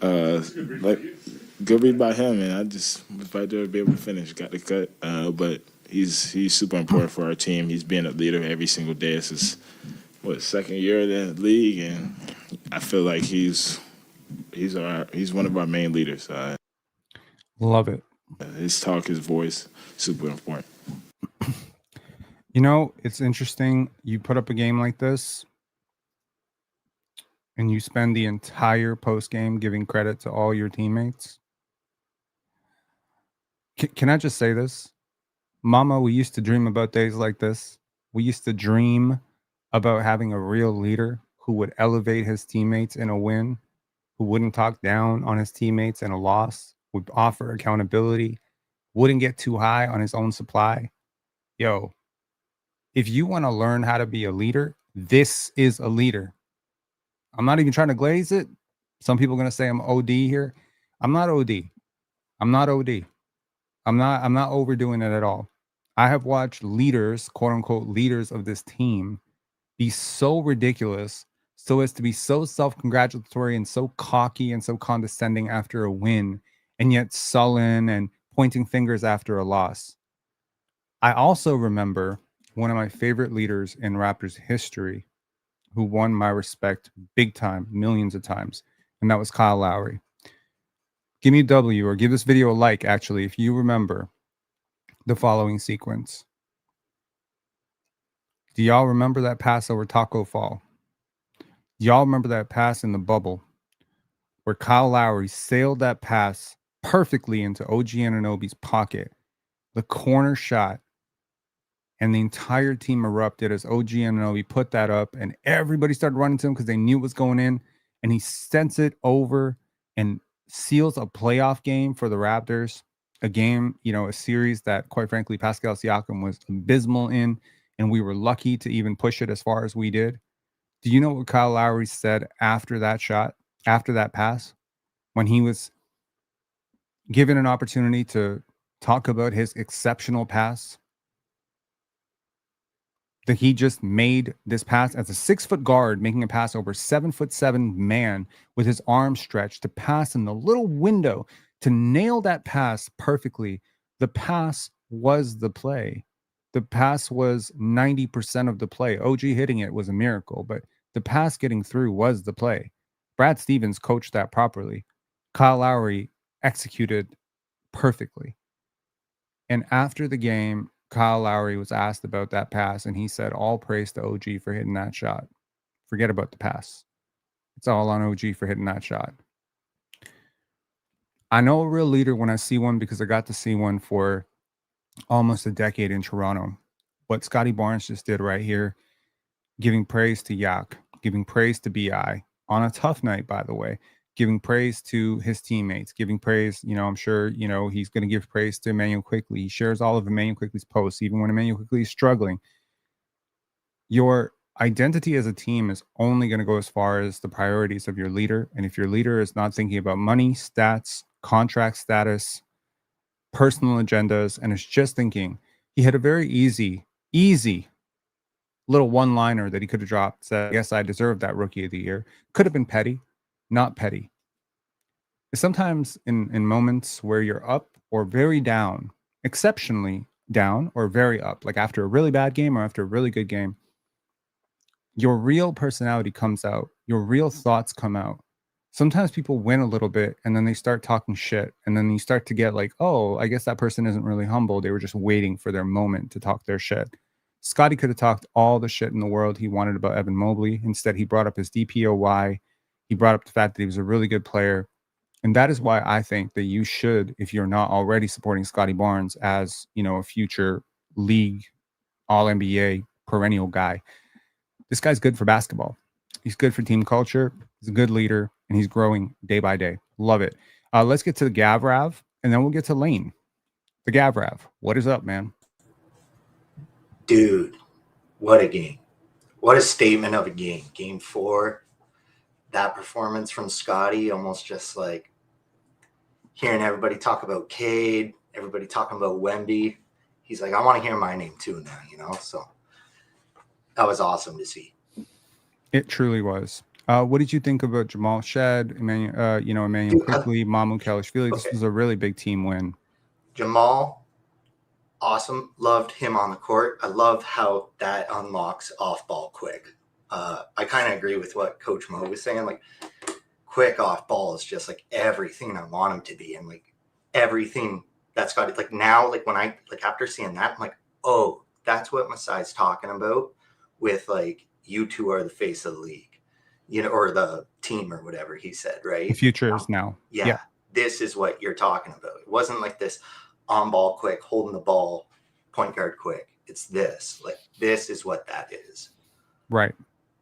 I agree with you. And honestly, I think in fairness, I think that shifted the minute Brandon Ingram came here. I don't think that's the future anymore. But that being said, Emmanuel Quickley, if he chooses to be, can be a huge, huge part of team success in Toronto. As long as he buys into the role that he played tonight, I have no complaints. OG Anunoby was my favorite player. So well like that. Yeah. Sorry, go on about OG. In theory, yeah. Before Scottie got here, OG was my favorite Raptor. He was more so than Pascal, Fred, all those guys. OG was the guy that I gravitated to once Fred left. And once Kyle left. And once Kyle was on his way out, I was like, OG was my guy. Like, he was the one that I would want to make mixtapes about. He was the one whose game film I wanted to dissect. And yeah, it's interesting. Like, when OG got traded, I had such a bittersweet feeling because I was like, oh, one of my favorite players in the NBA just got traded to the Knicks, which is my former home team. But also, wow, we got Emmanuel Quickley. So, I really feel like I've been so let down by Emmanuel Quickley this year prior to the last 3-4 games, but he's really turned a corner. And I think for the fans that maybe weren't super happy with him, can only think about his $32.5 million, maybe some fans that he blocked or you blocked him, or you've been talking shit about him and now you're just kind of used to it. Don't double down. When people change, we should change, right? His attitude, his spirit has always been positive. He's not sulking on the court. He's not pointing at teammates. He's not releasing press releases. I happened to watch his little interview fluff piece that he did with Hello and Welcome. He didn't take any shots at his teammates. He didn't say it's my teammates' fault that I'm not getting this or that or whatever. He didn't do the Fred VanVleet thing. Instead, he just, he was very humble and, pointed back to his faith, his spirit, his trust in God. And it's just like very likable dude. Very frustrating at times for sure, but he is a very talented player. I said it all off season that, I remember this video that I made where I said like he's the closest thing to Steph Curry in the league. And I don't mean that as a one-to-one. He's going to be as good as Steph Curry. It's just the type of player he can be. And when Scottie is doing this, the pairing is perfect. Well, and I mean, you just have to look at last season if you want something to speak to his character. Like that was the one thing about last season was like how the vibes were so strong with that team, how everybody was getting along together so well. Like I think most other teams it would have been ugly, right? But like the Raps had good energy throughout that whole season. And like obviously he was a big part of that. Sure. Absolutely. What else did you want to talk about? I didn't catch the start of the live, but how are you feeling about Jakob this game? Much better. Yeah. He was very forceful. I didn't give him a lot of flowers, and I should have. I gave almost everyone flowers except for RJ, Ingram, and Yak for some reason. I should give Yak some flowers too. I mean, he competed hard. He ran the floor hard. Near double, but like it just kind of and like I'm not throwing any shade. I think he played a good game. I liked it, but I was just like, it just made me think of like what we don't have. Like that one putback he did, I was just like, oh yeah, putbacks are a thing. Like, goddamn. Like, he's kind of like the BFG out there, the big friendly giant. And like, we need a BFFG, like a big fucking furious giant that just yams that fucking thing, Like, I just don't see that as much from Yak. Well, and, I think it's good. I think it's stabilizing force out there. It's got its benefits, but. Do you mind me asking, how old are you? 35. You're 35. Okay, so you're a little bit younger than me. I'm 37. And I played 3 to 4 sports in high school, depending on how I feel about my role on the fourth sport. And I've gone through most of my life without any back pain whatsoever. So I've been very fortunate. But I've had friends who've been out with back pain and stuff like that. It's a real thing and it kills you. Yesterday, at around 4:00, I was rearranging my snake's cage, and I have to bend over to do that because it's a little bit lower, and I'm a lot taller than the cage. And as I was bending over and I was lifting something out, I felt something snap in my back, and I yelled, "Oh God!" And my girlfriend came out and she's like, "What's wrong? What's wrong? Are you having a heart attack? Are you dying? Is it kidney stones? What is it?" And I was like, "I can't turn my back." So I laid on the ground, and this morning I woke up really stiff. And it was only after experiencing this mild discomfort in my middle back, and it's feeling a lot better right now. I can kind of like move around again. But that little strain made me realize how important your back and your spine are to actual movement. It is unbelievable the lack of mobility I had. It was hard even getting up and sitting down. So I pray this is a one-off and this never happens again. I'm going to start taking squatting a lot more seriously. I'm going to start taking my health a lot more seriously. But man, this was such a painful reminder of what minuscule amount Jakob Poeltl is going through right now. It makes it impossible to move. And he's out there trying to play. And very often what happens, and throughout Raptors history I've noticed, is we hate players who sit out for too long. Vince Carter, if you remember. And we really hate players who play badly while injured. So what is it that we are asking for from these players? Kyle Lowry had a lot of struggling performances where he was just average, or he'd shoot like 2 for 12, 2 for 14 while battling tons of injuries. Alvin Williams was a consistent point of frustration for a lot of fans. He played through tons of injuries. Scottie Barnes plays through a ton of injuries. People hate on players who play badly when they're playing through injuries. But actually, I think we should be a lot more empathetic and a lot more complimentary to players who are doing this, because they don't have to. He was obviously a huge part of the reason we won tonight. Like, look at the last time we played him, right? And it didn't go as well. Like, he was obviously a big piece of that. I don't mean to hate on him. I think even like back pain aside, he's like, that's just not his play style, And I think I almost think like Scottie's looking for that. And like, I've heard things of like Scottie and Yak just don't synergize well. And I almost think Scottie's looking for that guy that will just jump up. Like what Yak got to the line like 3 times. He didn't convert one of those. Like he didn't finish through contact on one of those,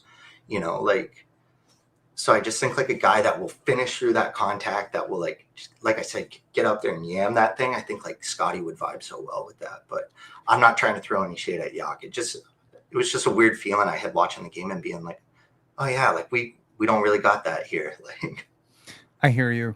I really do. I think we can address that via a backup.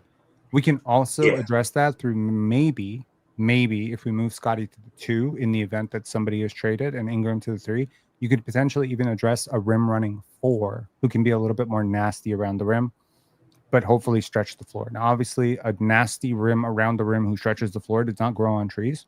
So maybe you have to address this through a backup big like Day'Ron Sharpe or someone like that. But for sure, Scottie has always done well with guys who gravitate towards the rim. Chris Boucher, Precious Achua, guys like this. He always had good synergy with those guys. So yeah, like you need athletes. And I have a feeling a lot are about to become available for trades. Anyways, any final thoughts, man? I just want to get that on the record before all the all NBA talks, all defense talks. I got it last week. So before the bandwagon, let's fucking go. Let's go, man. I own one Scottie jersey. Yeah. I actually think I need to hit up a friend of mine for one of his Night Riders jerseys because they got one. They got like an official game worn Night Riders jersey from him. So I'm like, hit him up and get one of those. Yeah, the price is going up. And as a friend of mine likes to say, yesterday's price is not today's price. So, shout outs to Scottie Barnes and shout outs to you for rocking that number 4 jersey. I'm sure it gave him some good luck. Peace, man. Hey, man. Hey. Layne, my man, what's good? Yo. Yeah, if you talk about baseball today, I'm kicking you. I'm joking. I'm just not gonna talk. My bad. No, you know what the best part about tonight was? What's up? You had 2 guys who were very integral to success shoot under 35%, and you still won. Uh-huh. Huge. When's the last time that's happened on a Raptors team where you've had 2 integral starters that you rely on for scoring shoot under 35% and you still win the game against a really good team? I mean, there's no excuses this time. I mean, you can't even say like, oh, well, Garland's out. Well, Garland's been out pretty much the whole season except for 2 games. They rested people for this game. They held back Mobley and Mitchell, and you still beat them. That is the craziest thing. I guess the obvious answer to how you do this is this right here. See this? That's how you do it. Game high in points, rebounds, and assists. Scottie Barnes, game high in blocks as well. I'm gonna venture to guess. I sometimes like to guess his box plus minus after a game just based on what I saw. I'm going to guess this game is going to top 20 box plus minus pretty easily. Like I wouldn't be surprised if this was like a 26 box plus minus type of game. Yeah, I know what I watched. A long way. Yeah, like I know what I watched tonight, and I watched a dude obliterate another team, like on every facet of the game, from transition to pushing pace to controlling the game to blocking, rim protection, perimeter protection. It's like the riddle is, how can a person be 2 places at once? And the answer is yes. Yes, they can be. Apparently. Jeez. Yeah, I mean, the craziest part to me of this all is not only did he put up 28, 10, and 8, but he also held Evan Mobley to season low numbers across the board. No blocks. 100%. 7 points. 6 rebounds. Evan Mobley did that tonight. Rob, I'm not going to lie. I'm not a Scottie hater by any means. He doesn't play good against Cleveland ever. If you would have told me that these stats were swapped, I would have believed you. I would have simply believed you. However, tonight, oh my God, it was probably the most dominant Scottie game I've ever seen. In full facet. Like, he didn't just play 3 quarters. He didn't just play 2 quarters. Like, he played the complete game. There was one possession on defense where he was in the paint and he forced the pass out to the perimeter, and then he closed out that guy, and then he closed out the guy on the wing. It was like, how the hell? Like coming into tonight, I was like, who's going to play defense tonight? Scottie and Shed? And Oh my God, Scottie was all you needed. Scottie was all you needed. That was the most locked in I think I've ever seen him. He wanted this game so badly. Now, I say this respectfully to Scottie. His focus sucks sometimes. It 100%. feels odd to rip him on a game like this, but if we can't if you can't rip your favorite player, then who the fuck can you rip, right? Put it this way. His attention veers so consistently between 800 different things, and I am always having to remind myself he is 24 years old, and this happens to 24-year-olds. But as he matures, and I don't mean matures in the condescending bullshit Jack Armstrong, Doug Smith way. I mean matures as in literally ages into his prime. He will find a way to conserve mental space and energy. Many athletes need to see a neurologist. I know plenty who do. Many athletes need to see sports psychologists to get into the zone. Now, it's interesting I asked you not to bring up baseball, but actually I myself in this context have brought up baseball in the context of Shohei Ohtani. Specifically watching him play baseball was ridiculous to see the level of focus. There was no distraction. That dude was 1,000,000% locked in game after game after game. He's nowhere but there in that moment. Yep. Scottie tonight was nowhere but that arena every possession of a game.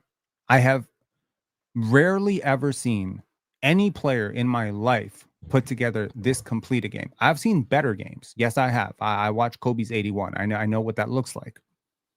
But I have rarely ever seen a player go wire to wire and literally execute on all 35 of their minutes. Like there wasn't a bad moment. Okay, wait. Let me not lie. There were three bad minutes in this entire stretch. So 32 minutes of elite basketball where you play like a league MVP. You take that every day. I mean, I think my frustration with Scottie, and a lot of people who might know ball but aren't necessarily Scottie stans, their frustrations with him is the fact that like he can do this every single night if he wanted to. He could. Maybe not to this like stat, caliber, maybe not 28 points, maybe not 5 blocks, but you're telling me he can't be 24 points, 8 rebounds, 5 assists, 2 blocks every night? He can. Sure he can. He can easily, right? I think that's kind of the frustration is like, man, if he was just locked in all the time instead of some of the time, right? And I think this year, the times he's not been locked in, I mean, early in the season, RJ bailed him out a little bit scoring-wise, and then Brandon's helped out a lot. But, I mean, if he's going to play like this and RJ can have his second stinker in a row and Brandon can, he was involved. He had gravity, but didn't put up the most efficient night. And you still beat a team that won 64 games last year by 13 at their place. Mm-hmm. I mean, who are they missing? Ty Jerome? Max Strus? Ty Jerome is no longer. No, I know. I'm talking about from like last year's team to this year's team. Would you mind if I just show Scottie winning the chain? Oh, just give me 1 sec here. Let me just pull this up. This is going to be motivational as fuck. And let's just see how much his teammates fuck with him because I want to see everyone's reaction on this. All right. Before I say anything about the game, I would first of all, I would like to thank Mr. Wayne Embry for coming over here to see us. Big Wayne? As you guys know, true legend of our game, true legend is a human being, and my absolute privilege to have you with us tonight. Thank you so much for coming out. Scottie.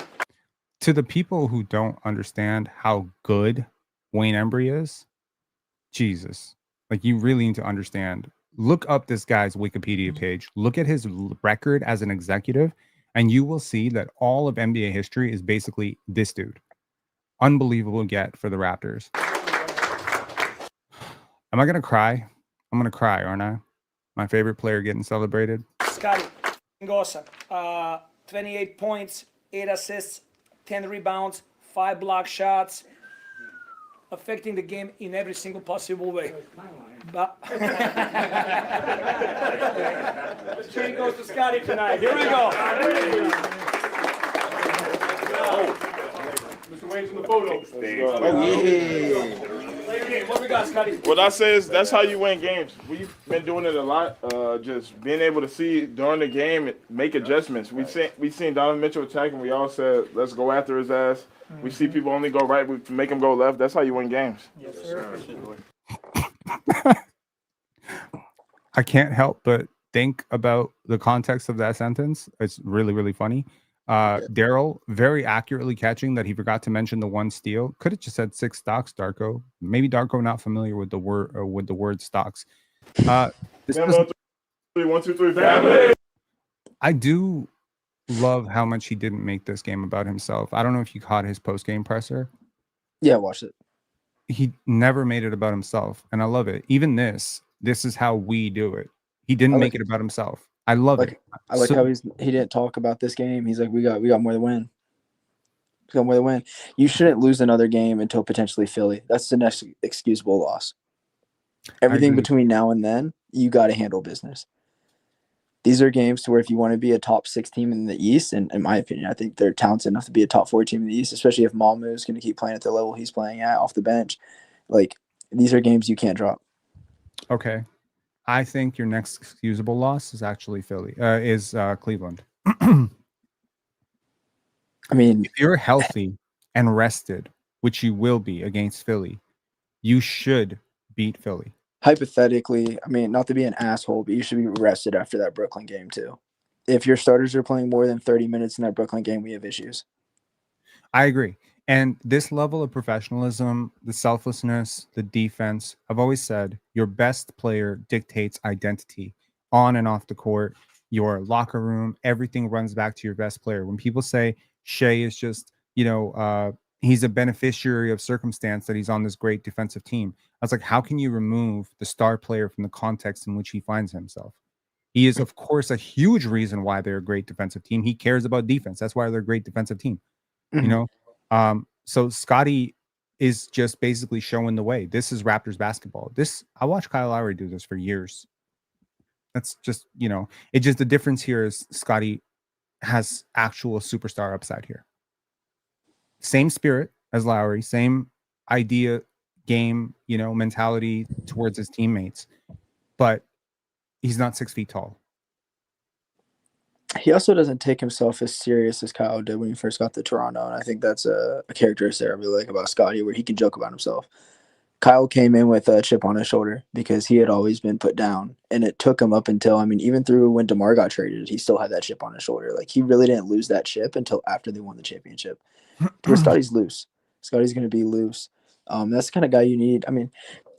Devil's advocate, you kind of need both, but you want your leader to be loose because you want to be able to go talk to him about things. I'm sure Kyle went off on so many people over the years, so many people for dumbass shit. And Scotty's just not that. That's not a bad thing necessarily. But his loose personality probably helps out with the locker room a lot. And as you see, you lose the Philly and you could have easily dropped that next one against Brooklyn. But because your leader's easy going, you pick it up. And then you come into Cleveland 2 days later, you pick that one up too. Because your leader took over, right?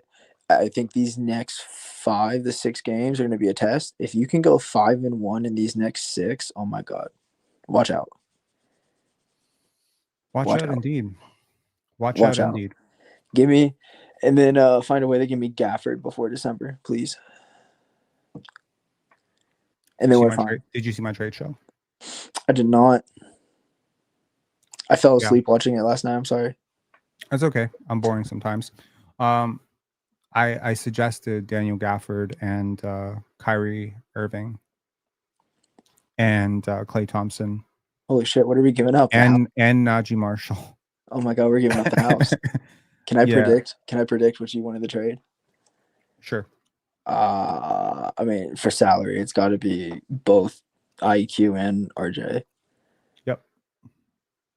Ochai. Yep. Is there one more, or is there a 4 for 3? I think it was Grady as well. So yeah, it was like the haul, and I think we added a first or something. Yeah, it was to get Gafford, Kyrie, eat. There was one more player involved. It was a 9-player deal. It was a 4 for 5 swap in which we gave up Jakob Poeltl, RJ Barrett, Emmanuel Quickley for Daniel Gafford, Kyrie Irving, Klay Thompson, Najee Marshall, and one other player that I cannot remember right now, but it was another wing on their team. And Klay is washed, but Kyrie is like next level, bro. Like, Kyrie can actually play this style of basketball very well. So yeah, the only reason I wouldn't, I mean, talent wise, you clearly win, but there's something to be said about chemistry and locker room, and I think you kind of tear your locker room in half if you do that. All those guys. Sure. I mean, that's the only downside is just the human aspect of it, but the basketball aspect makes perfect sense. Yeah. I think that's why they've been so reluctant to do in-season trades, other than the obvious, got to get rid of OG because you're not going to re-sign him, and got to get rid of Pascal because you're not going to sign him. Like, they could have moved off of Gary, didn't. Could have moved off of Fred, didn't. Right? And I think that's why they've been so hesitant, other than guys who are kind of on the last tail end of their contract, is because they don't want to destroy the locker room. Now, if they trade RJ, will that be the excuse they use with him? I don't know. I think that's what makes him the most probable to be traded, is because that will be the excuse they use. But that's just my opinion. Yeah, I hear you. Yeah, I mean, I like a Kings move. I think if you could find a way to get Malik Monk and somehow get Keon Ellis, like, I would throw them RJ, Jacoby, and a protected first-round pick for Keon Ellis and Malik Monk. I also put Keon Ellis in a trade. If you can get that guy coming off your bench, Keon and Malik Monk for RJ Barrett. Yeah, I don't want to touch Sabonis. He's Me neither.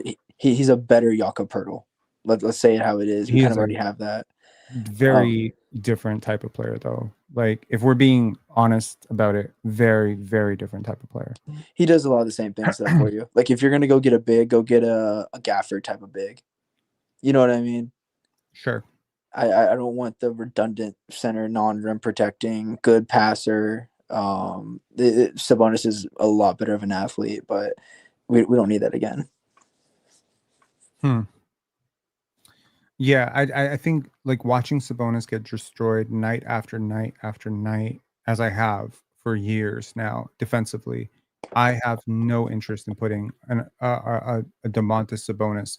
If we could reincarnate his father, Arvydas Sabonis, and put him on this team, I would trade away every first-round pick we have for the next 20 years. That is a totally different equation, though. That was a 7'3" stretch big who spaces the court and is a brilliant passer, is levels above his son as a rebounder, playmaker, defender. His son, unfortunately, is a slow-footed, molasses-moving, turnover-prone, at times, hyper-overrated processor of the game who racks up a lot of high-level analytics.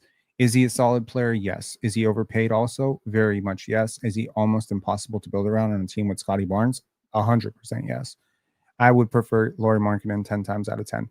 And I understand that the Raptors are absolutely going through hell on the rebounding, but, like, it's just, like, to me, that's like solving one problem and creating another one. I mean, does Markkanen play center here, in your opinion? No. He would play 4.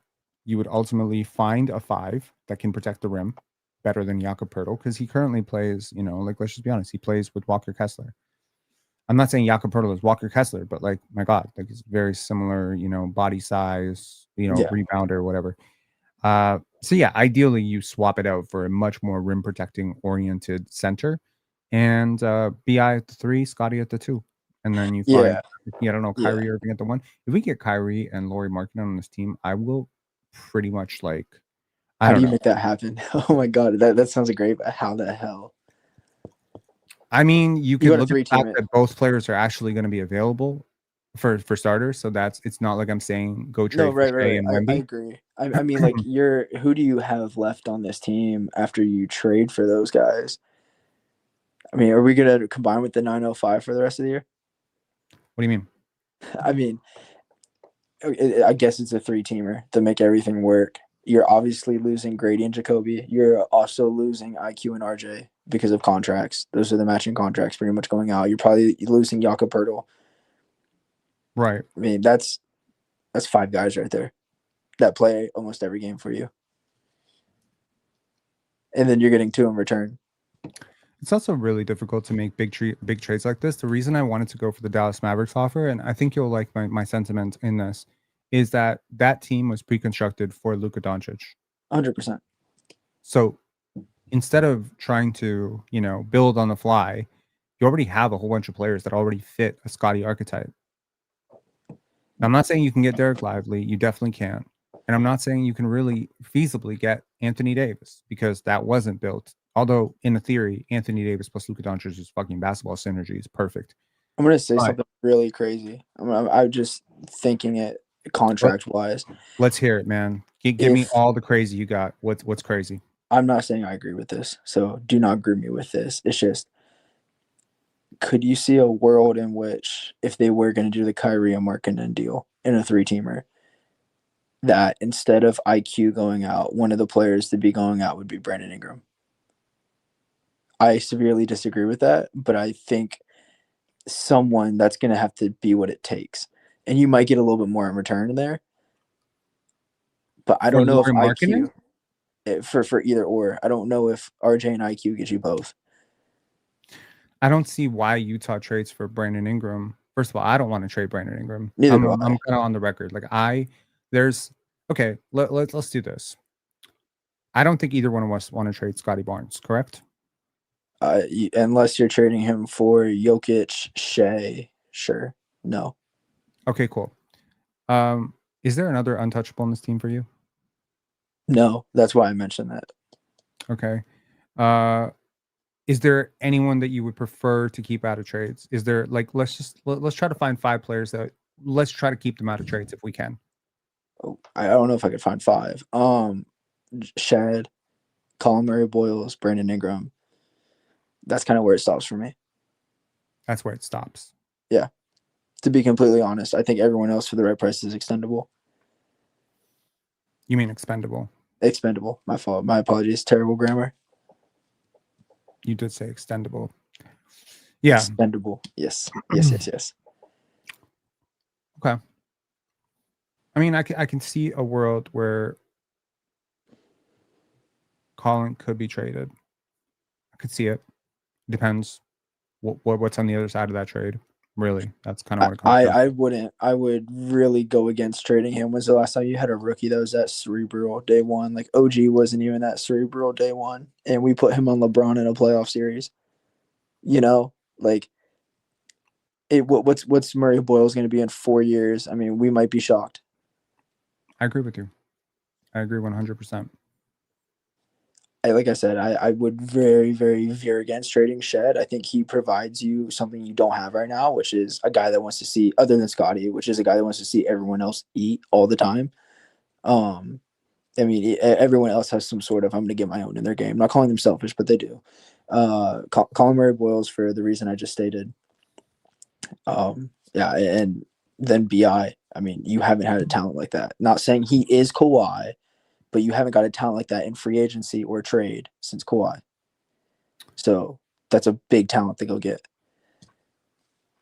You know, I would be hesitant to move off of those 3 guys. But if you came to my face and said, okay, we're going to get rid of one of RJ or IQ, hopefully at this point, it's going to be RJ over IQ, and we're going to get Kyrie Irving, and we're going to get Lauri Markkanen in return. But all it's going to take is for us to give up Brandon Ingram. I might do it. Sure. If Kyrie can be 90% of what he was before he tore his ACL, which is not crazy to say because look at Kevin Durant, and that's a much taller, lankier player. I might do it at that point. Yeah, I just think Kyrie's process and IQ, skill work, feel for the game. I think Kyrie's going to natural give you feel. He's going to give you 15, 16 points a game if he wanted to until he retires, just off of his IQ. Would he be the most talented guard in Raptors history? Easily. Right.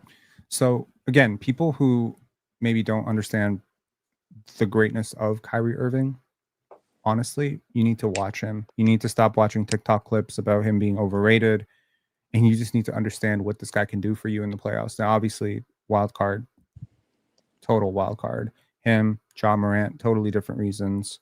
There's some personality stuff there that maybe doesn't appeal to a lot of people. Maybe it's not the safest bet, but that's the only reason he'd be available at all, right? Because if he was as sure a bet as Steph Curry, then his trade value goes up like 45%. I think it's off-court issues and stuff, and I trust Darko to manage an ego like Kyrie. Kyrie definitely has an ego, but he's also great. I mean, there's some guys that are deserved to have egos, and I almost think he's one of them. I agree. You know, I think not to say you have an ego to be able to treat people like trash, but you should be able to walk into that huddle and say, "All right, motherfuckers, I'm taking this last shot," and I would give it to Kyrie every time. If Kyrie tells me he wants the last shot, he gets the last shot. I agree. That's my opinion. Yeah, I'm not saying Terry Brandon. I'm just trying to, maybe spice it up a little bit because I feel like at some point getting that level of talent is not going to be possible if you're just putting out RJ and IQ. Yeah. Because that got you OG and Anunoby before. No disrespect to OG and Anunoby, but he's nowhere near where Kyrie Irving is as a player. And I mean, like, him and Lauri Markkanen are probably in the same tier. And I would maybe give the edge to Lauri just because he does a little bit more. Yeah. Thibault, I believe it's Thibault, says, after a statement W like tonight, big up Raps, but also big up Rob for all the work you do, helping fans see the game on a deeper level. Go Raps, go PENSARE Basketball. Thibault, this is a perfect, thank you. Thank you so much. €10 super chat here. Appreciate you very much. Appreciate all the super chats that have come through. Appreciate all the callers that have come through. All the people who are commenting. Yes, even the people I desperately do not agree with in the chat. Shout outs to, well, honestly, shout outs to Shannon, because I really don't agree with Shannon tonight. But it's all love, man. And if you're a Raptor fan, I don't really care if your guy is up tonight or your guys, the other guys up the next night. I don't think the Raptors internally see the game that way. I hope that we as fans can learn from our team and not see it that way. I think a lot of people, myself included, honestly, are taking tonight to do a little bit of victory lapping on the Scottie stuff, as evidenced by the intro being my literal, my off-court man on fire mix, like my off-season man on fire mix that I made for Scottie Barnes, where like I blended in all the audio, and I spent like 13 or 14 hours clipping that shit together because I wanted to make this iconic "told you so," and I want to use it every time he has a game like this. But honestly, like, this game just felt like I'm glad we won for him. It doesn't feel like a big victory lap. And here's the thing, Layne. I think we both can acknowledge this is one of the best games we've ever seen from Scottie, right? Oh, 100%. Top 5. Easy. Does his being so nonchalant following this game excite you? 100%. As long as he's this, like I said, as long as he's this focused every night, there's no reason why he can't be 24, 8, and 5 every single night.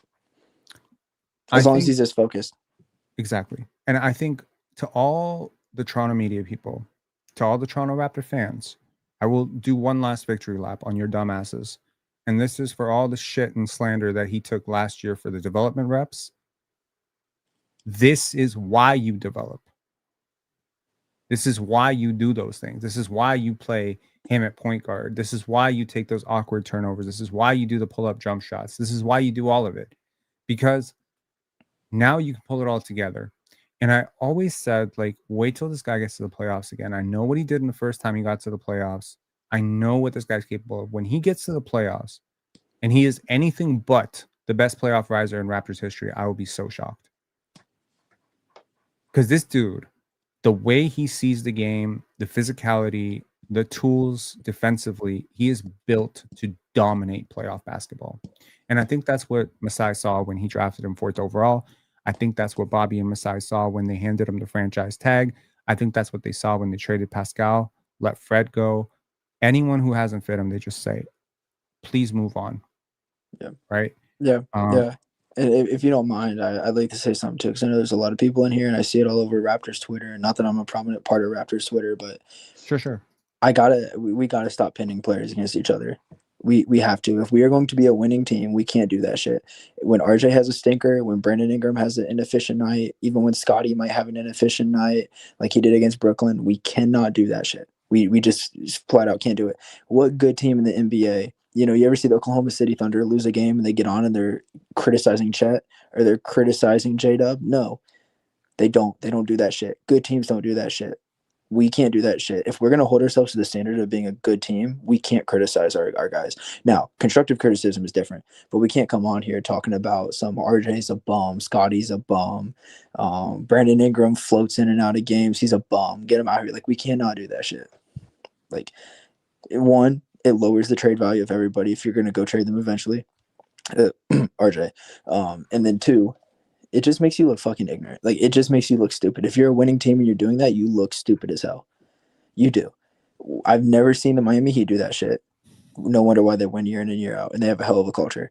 The Cavs didn't do that stuff last year, right? Now, guess what? You get on Cavs Twitter today, they're starting to bicker against each other. That's what losing teams do. Winning teams don't do that stuff. That's my piece. My bad. No, I agree with you. Shout outs to everybody who is, victory lapping this. You deserve it. Scottie has taken a lot of shit from a lot of people over the years. Okay. Like, he is, in my opinion, the most disrespected all-star I've ever seen. To the point where when I bring him up, people want to compare him to Karis LeVert. They're like, no. We can't compare Paolo and Scottie, Cade and Scottie. No, we need to compare him to Karis LeVert. We need to compare him to RJ Barrett. We need to compare him. Paolo's closer to Karis than Scottie ever will be. Agreed. Like, I cannot believe the number of people who take this guy outside of the top 5 in a redraft, thinking basketball legitimately, one of the smarter basketball podcasts that looks at the numbers, same numbers I do, put Austin Reeves above him. They consider living in the moment. It's living. That is such living in the moment. To not understand this, look, I believe that good faith arguments can sometimes result in disagreements. I believe that. I think two people who are very smart can look at the same set of data, can look at the same player and come to a very different conclusion about where that player is headed. And I get it. But we cannot lie about what we are watching right now. We are watching a guy who is on a game of two games above 500, is the best player on his team, and is posting probably after tomorrow a 6 box plus minus in a winning context, and is making everybody around him better, and is almost single-handedly elevating his team's defense to a mid-tier defense. That's what I heard Evan Mobley and Rudy Gobert get glazed for, right? I think Scottie's a better defender than OG Anunoby. That sounds crazy, right? Oh, 100% agree. He's so much more controlled. But he is. He's so much more controlled. And when I try to say Scottie's an all defensive player, they'll just be like, "Yo, but he's not better than OG. He's not better than Toumani Camara." Now, I don't say he's the best defender in the league. I'm not stupid enough to think that he's a better defender than Wemby. And I understand why Chet has an argument for being better. I understand why Rudy Gobert will probably always be better in his prime. I understand rim protection is the most important thing. But my God, man, how many times has Scottie put up 6 stocks this year? Seems like every game he's giving you either 5 blocks and 1 steal, or like 4 steals and 2 blocks. Like, the event creation defensively to the quick transition hit offensively is nuts, man. Like, I am so happy that I built this channel largely, as a celebration of my favorite player, really. To be honest, like 80% of my videos have something or another to do with Scottie, whether it is like this teammate fits Scottie or this teammate doesn't fit Scottie. And I understand that the reputation I get is like, yo, that's the Scottie cult. I get it. But we have celebrated all the other players. But ultimately, the Raptors have not given me other players to celebrate to this level over the last 3 years. They just haven't. I'm not going to invent, Grady Dick, future Klay Thompson. I can't see what's not there. The minute they draft another or sign another or trade for another blue chipper, I will be right there. Because I care about good basketball and I care about this team having great players. They have one great player right now. I hope he continues to be great. I hope he doesn't rest on his laurels. I hope he doesn't have those stinkers, because honestly, if he is to be believed that he wants to go win MVP, wants to, whatever. I mean, shout outs to him. He's not winning MVP this year. I don't give a shit. Like, he's not beating Jokic. He's not beating Shea. He's not beating Wemby. He's not beating Luka. But if he can get himself into that conversation this year where I no longer look crazy for saying he's a top 10 player in the league or a top 15 player in the league, I will consider that a monumental step up. ESPN ranked this guy as the 30th best basketball player in the NBA this year. And Raptor fans were the ones saying that's too high. Is it still too high, is what I would say. But I agree with your overall sentiment that we don't need to pit players against each other. And I think people pit players against each other, one, when there is losing, as you correctly pointed out, but also when there is no clear answer to who is your best player. Nobody is debating Jokic versus Aaron Gordon when nobody is debating Jamal Murray versus Jokic. I hope not. Nobody's debating Shea versus J-Dub.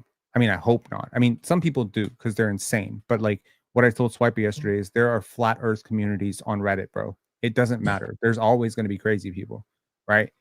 So At this point, I think Scottie proved something to his teammates today, and I hope that they look at him very differently from this point on and demand this of him. You know, like I need a teammate to go up to Scottie like a Charles Oakley did for Vince Carter after he had a stinker and say, "You better than this.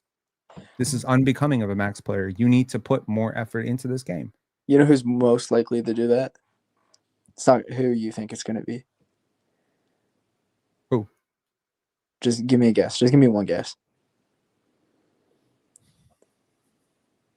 Which of Scottie's teammates is most likely to call him out after a bad game? Are we talking privately or publicly? Privately. Of course, I don't think anyone's going to do it publicly. That's not the culture of that locker room. At least I hope it wouldn't be. Jonathan Mobo? Jamal Shed. I think Shed has seen the highs of basketball playing for Houston at the collegiate level. Obviously, the NBA is different, but he's had to be that leader before, and he knows he's maybe the 8th best player on this team and probably near the bottom of the barrel on most talent, and he makes it work. I think the reason I said Mobo is because Jonathan Mobo saw Scott. No. It's not because they're friends.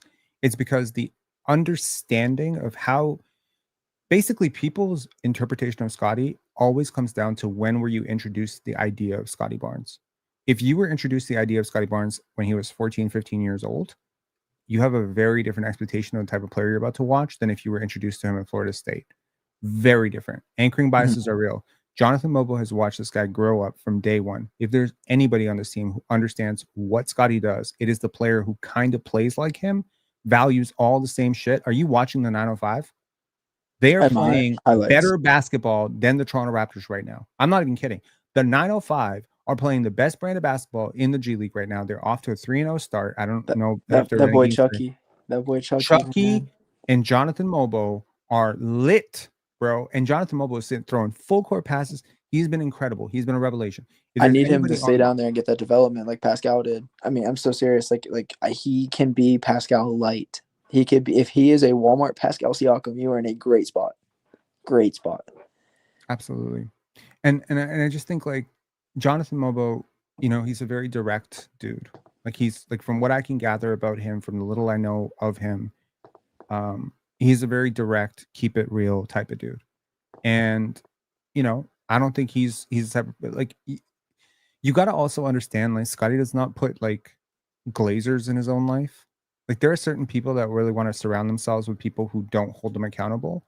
I don't know a lot of people that Scottie knows. I know like 3 or 4 people that Scottie knows like really well. And they are so critical of Scottie after a bad game. They'll be the first people to tell you he has to be better than this. He should have been better than this. He should have done better than this.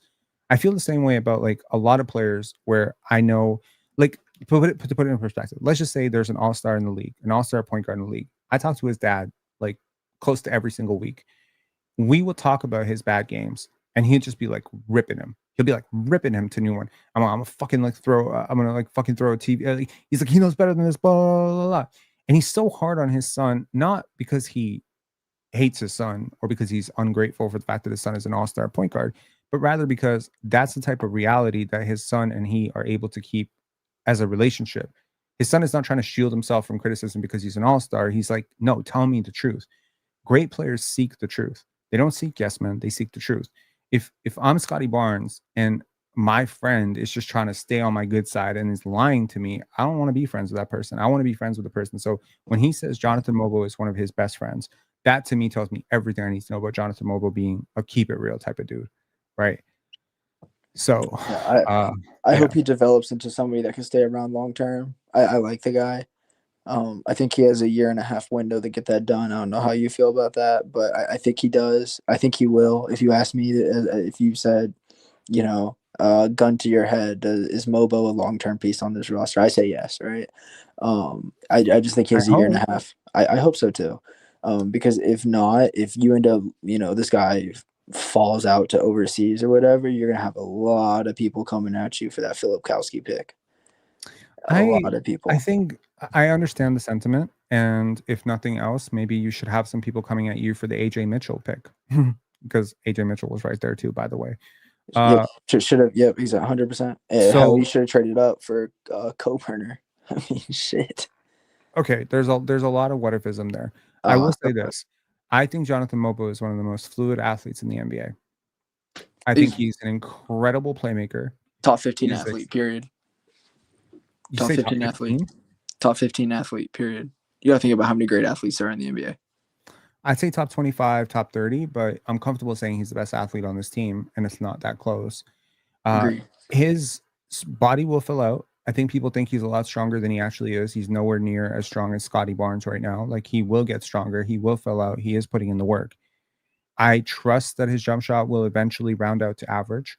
And if some point between him and Elijah Martin, Chucky Hepburn, if you get like 2 rotation players, you roll the dice. I feel like people too often think that you're supposed to hit 100% of your draft picks. You're not, actually. You're supposed to take probably, like, I think I would have a problem if you take 10 spins of it and you only get 1 rotation player. But if you take 10 spins and find 6 really good players, am I really sweating that Grady didn't work out, or that Jacoby didn't work out, or that Mobo didn't work out? No. You got 6 useful long-term players with 10 picks. You know, that's how I will judge it. Yeah, That's and how I would judge it. here's my piece on Mobo. Like, do you know what level of college basketball he was playing 4 years ago? I do. Yeah, And NAI. I know. NAI. Like, have you ever watched an NAI basketball game before? I have. It's Okay. horrible. So you see how far that dude has made it from NAI to now the NBA in 4 years, right? It's like, imagine what he can't be. You're hoping it works. You're hoping he pops, and it's popped so far in the G League, right? And hopefully when he comes up here, you know, after some moves are potentially made and some guys maybe aren't going to get the minutes that they're getting right now, he could be a guy that could be that 9th, 10th guy off the bench for you and hopefully work his way up. Because compared to what he's been at, I mean, and even when he was at San Francisco, like, sure, you got Gonzaga in the conference and Pepperdine and St. Mary's, and it's a solid basketball conference, but like, you're not seeing SEC, ACC, you know, top line of the Big Ten competition. You're not seeing size. That's the You're problem. not seeing Like, size, exactly. And this is the first time he's seen it, and he's got to learn how to work around it. But the fact that he was solid last year for his first time ever seeing size that big, huge. And I like their approach of don't bury him on the bench, give him 905 assignments so he can keep developing. Because there's a lot of dumbass organizations out there that would take a guy like that and be like, oh, well, he could play 5 minutes of defense a game for us. Let's keep him on the bench up here. And it's like, I'm so happy that the Raptors aren't doing that, because that'd be the wrong approach to have. Yeah, it's idiotic. And honestly, like, if you end up developing him into a small forward long term, wow. If you can shoot 32% from 3, you are great. I tell you, as somebody who has watched the entire development pipeline of Alex Caruso, Lou Dort, nobody at the draft could have told you these guys were going to make it other than themselves. Chucky Hepburn, Jonathan Mobo, Jamal Shed, Spark, Jameson Battle, 4 guys on this team. I would bet on their future. If they were stocks, I would buy every share available in these 4 players. Not because I'm 100% sure, but because they feel to me like they are undervalued and they are perfectly, like, I see a perfect 10-year career for every one of them. Now, obviously ambitious with Jamal Shed and Chucky Hepburn being undersized 10-year career. But if Jonathan Mobo, if the shooting works out, and I feel similarly about Colin Murray-Boyles, right? I'm shakier on our first round picks. I'm shakier on Grady and Jacoby right now than I am on Colin Murray-Boyles. Man, don't get me started on Jacoby. Grady at least gives you good. He makes the defense move, and he's good movement. He does the right things. It's just not working in his favor right now. Hey man, I've called for feel like- Jacoby to start for like 2 straight years now, and like right now, I'm not doing that anymore. Yeah, I also don't have a lot of faith in Ochai. I don't have faith in Ochai at all. I think whoever you trade, you get off Ochai with him as a sweetener. My issue with Jacoby, and I wonder if you see this too, is he just doesn't play like he did last year. Like, I feel like he was more confident as a rookie than he is now. And there's some psychology. I was actually talking to one of my friends about this, because we were talking like basketball, baseball, just sports in general. When guys cut their hair, they lose confidence. Right, there's like baseball stats, not to get into baseball, but like when guys will like get a haircut or like shave their mustache, shave their beard, their batting average takes a plunge into the tank. Interesting. I find my performance gets better the less hair I have. Like if I go like I've never shaved my head apart from when I was like 4 years old or something. I think my mom shaved my head when I was 4 because I got some gum stuck in it. But apart from that, I've never had like straight off. But the closer I get to a crew cut, the happier I am. The closer I get to a clean shave, the happier I am. I just wonder if it's a psychological thing. I mean, it's probably not. It's probably far-fetched as hell. It's just an interesting, talking point. Like, after you get off the stream, if you're still thinking about it, like, search up Joey Gallo's batting averages when he was on the Rangers, and then when he got traded to the Yankees and he had to shave his beard, what happened to him? Like, psychology hit him hard, right? And, like, that's, like, something psychological effect. And I wonder if it's happening the same with Jacoby. Maybe just a little bit, because he literally, there's one thing to like not make shots. Like, you don't make shots. Like, Grady Dick is not making shots right now. He's not making shots. You know what I mean? Even though he made 2 threes tonight, like, cool. He's not making shots though, like he has in the past. Jacoby Walter just does not look like the same player at all, one bit. Like not the same guy. If you were to put up Jacoby Walter from last year and Jacoby Walter this year and black out the player, but like you can see the movements. You ever seen like those posts on Twitter where it's like the player's blacked out, but it's like, guess this player, right? If you were to put them right next to each other, I would think they're 2 completely different players. Yeah. They don't even look the same. And I want him to be good. Like, I'm not rooting against the guy. It's just like, it's kind of funny when Grady will like let a blow by happen or have a terrible foul, and then they bring in Jacoby and he does the same exact fucking thing. And it's like, that's not the answer. I think I commented on your post and I was like, you can't make this shit up. AG, I'm so sorry. You were sitting in the queue and I just kept this conversation going. I apologize. Did you want to call in real quick? And you can just come on with both of us and just say your piece. I apologize. I didn't want to keep you waiting. But I thought maybe you had more time. It is midnight, but I should have been mindful. I apologize. So if you're still hearing this and you want to call in, I'll let you on right away and you can say what you want to say. So my apologies on that front. Shout outs to Onyeka Okongwu, 32 points, 11 rebounds, 3 blocks, 2 steals. The player that I wanted to trade Pascal Siakam for as a centerpiece. Shout outs to him. Hey, my bad, AG. That's on me. I need to shut up. No. It's not on you. This is on me. And as Fandria Boheni saying, this is the Scottie Barnes we have been promised. I mean, don't take it for granted, but sure. No, this is not the fucking Scottie Barnes you were promised, because the Scottie Barnes you were promised. No, I'm not calling out S Fandria Boheni. This is not on S. Honestly, the only negative thing I can say about S is that one time, like 2.5 years ago when I wasn't on Twitter, he made this post saying like, okay, I give up. What's Pensare Basketball? And basically everyone just trashed me in his comment section and he just played dumb. I didn't appreciate that he did. But other than that, he does good work. I will say this. No, the Scottie Barnes you were promised is the Jared Allen you saw tonight. That's the Scottie Barnes you were actually promised. Mohammed Hassan, what's up, man? Hey, how's it going? Not too bad. What's up? Nothing much. I just want to talk about Siakam for a minute. Indiana's obviously having a bad season. Do you think there's a chance they move him or no? Yes, there is a chance they move him. But they did just almost win a championship with him being their second best player. So it's hard to see them moving him. But yeah, they could. I mean, he's north of 32. North of 31 now. He's not getting younger. They're not competing for championships. They let Miles Turner go. Yeah, I would trade him if I was them. Why would you have in mind? Trade back? No, not to Toronto. Maybe like I don't know. Maybe to Philadelphia, but the salaries don't really match us. If that's the thing. But Mohammed, this is not a Philadelphia 76ers podcast or a Indiana Pacers podcast. So why are we talking about this? Just curious. I'm not trying to be rude. I'm just asking. No, I was just asking because he's a former Raptor and yeah, his team is doing pretty bad. So I was just kind of curious. Okay, I got you. Yeah, I actually mentioned the other day that I wouldn't mind trading back for Siakam. I wouldn't get him back. That's so funny. Why? Why not? Now that the pecking order is established and you have Brandon Ingram, you have Emmanuel Quickley, you have Jakob Poeltl, you have Scottie Barnes. Yeah, I would totally look at trading RJ Barrett for Pascal Siakam. You would be better defensively immediately. Scottie would no longer have to play the 4. Yeah, I would totally do it. And what does that look like? The trade? Interrupt. Yeah, I mean, what is that like? RJ, Grady, and a protected first, Ochai and a protected first, and then you take back like their worst player. They're gonna want CMB back, definitely. Yeah, they're not getting CMB. Go to hell for that. Yeah, we couldn't get Jarris Walker for Pascal Siakam. They're not getting CMB for Pascal Siakam. Yeah. Billy's saying not a good fit anymore. Dude, he is the perfect fit What are He's you like a talking 30. about? He's like in the last year, he's like a 38% 3-point shooter, and Yeah. he's plus 40 from the corner.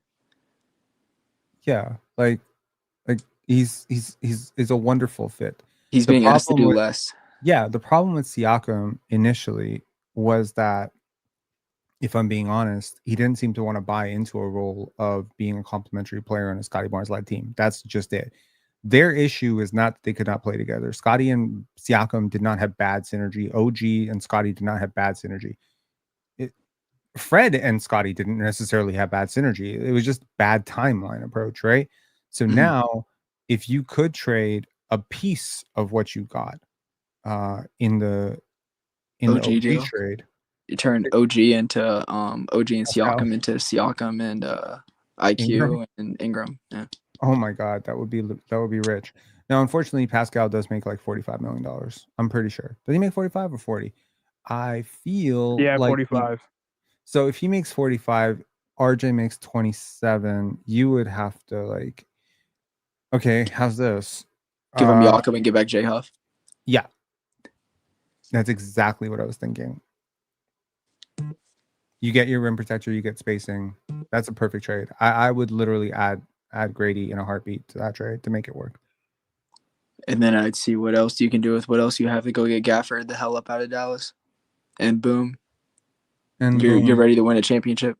Yeah. And look, like, to anyone out there who thinks it's disrespectful to want to trade a single player, please understand this is sports, man. We're going to do this all year. Okay. After a player, plays terribly, I don't care. I have been on the trade RJ Barrett train for about a year and a half.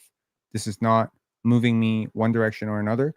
I am also right now firmly of the belief that we should not trade Brandon Ingram or CMB or Scottie, and probably not Emmanuel Quickley either, if you can avoid it, unless it brings you back Kyrie Irving.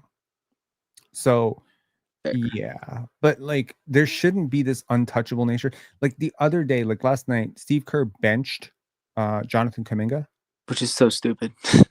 You think it's stupid? It's stupid after they won. I know they did, but it's stupid after you a week and a half ago publicly say, "Oh yeah, Kuminga's going to start for us this year," and then like a week and a half later, like you bench him. Like, you just have the choice to shut the hell up and not say anything. You could, because it is a little bit humiliating for him, but also kind of like tanks his value. But also, like, who's winning in this situation, right? Like, if you look at his situation in Golden State, like, you're terribly mismanaging his value, right? But also, you need to manage Steph Curry's career. Yep. You cannot have Steph Curry going out there giving you the last few years of his prime, and you're trying to make it work with Jonathan Kuminga. Fuck Kuminga is what I would say. And it's not to be rude to Kuminga, but it's like, you're not that important. You're not a superstar. Ship his ass to Chicago for Vucevic and whatever, because Chicago's about to fall off. If I'm Golden State, I'm getting like Patrick Williams and Vucevic and sending them Kuminga in like maybe like a few seconds. The salaries don't work. Kuminga makes 23. I don't think he can be traded until like into the I think like he has, yeah, there's some weird restriction around him being traded. Vucevic makes almost as much as him. Patrick Williams makes almost as much as him. You would need to add so much salaries to that. It's just some kind of framework. Like, as long as you're getting back Vucevic, like, I just want to see Curry play with a stretch five. He has never played with a stretch five in his career. Do you know what Mamu would do on Golden State? Oh my God. Like, I'm not a Golden State fan by any stretch of the imagination. I have huge respect for Stephen Curry. He's my favorite player outside of the Raptors, just because of how the guy carries himself.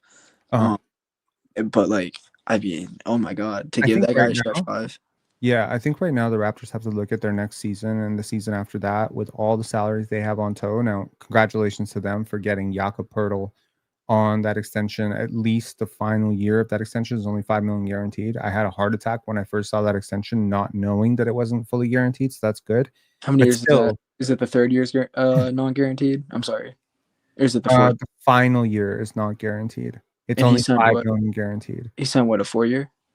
He signed a 4-year extension, but it's kind of like a makeshift extension because he agreed to pick up his player option for next year. So the player option for next year locks him into a lower salary than he theoretically would have gotten. And then they pay him on the back end of it because they assume at that point either that they will probably trade him at that point, or So you maybe make they're the assuming that the cap will go up so much that they'll be able to absorb that salary later. yeah. Again, So people don't salary. have. Yeah, exactly. So I Yeah. mean, there's a lot of projecting going on in terms of like where the CBA is going, where the tax line is going to be, et cetera, et cetera. The Raptors clearly believe that with a flat contract done quickly, with next year at least being flat for Jakob Poeltl, there's some wiggle room where you don't have to make an immediate decision on RJ Barrett. But let me point to the counter here. You have Sandro Mamukelashvili coming up for a player option next year, and if I'm being honest right now, He's going to decline it. he's 100% going to decline it because he has out-earned it within the first 12 games of the season. But I will say this, like, I mean, it was obvious to me, like watching him in San Antonio last year, because I did watch a lot of Spurs last year, that he was a really good player, insanely good player. I was so hyped when we got him, and to see him now, he has actually exceeded my own very lofty expectations. What's he on? $3 million for the minimum? He's a minimum contract. Okay, player and right then now. Ochai's 7, so you get rid of Ochai, there's 10. I mean, there's his money right there. It's just Ochai's holding it right now. Yeah, but you're also down a roster spot right now, and you also don't have a backup center. So this is where, but also there's a restriction because you don't have his bird rights, so you do have to use your mid-level exception next year to get him, which means you can't use it to get somebody else. So there's like a limited pathway to how you can address your quote-unquote lack of rim protector problem without making a trade right now involving Ochai, Grady, RJ, or Jacoby, like one of those guys. I've never put Jacoby in that sentence. I'm putting Jacoby in that sentence right now. He's playing like shit right now. So I'm just being honest. Like I like to pivot when evidence shows that. I have a lot of love for Jacoby, but right now this season ain't been it so far, man. Like he looks lost. He did not look right. You were right when you were saying it, on the money. He hasn't looked great. The Raptors need him to be a lot better. I have a lot of long-term belief in him. But someone got to go to get that stretch big rim protector. Someone got to go for that player. I don't really care if it's picks that got to go for that player. Now, in fairness, the Raptors do have their first this year. And I believe, if I'm not mistaken, they have multiple seconds. I should probably check that. They either have 1 second, which is from the Lakers, or they have their own second plus the Lakers second, which I doubt. But I mean, if you can combine players in a way, like I know I've harped on it a lot, but I think GavRav makes a lot of sense.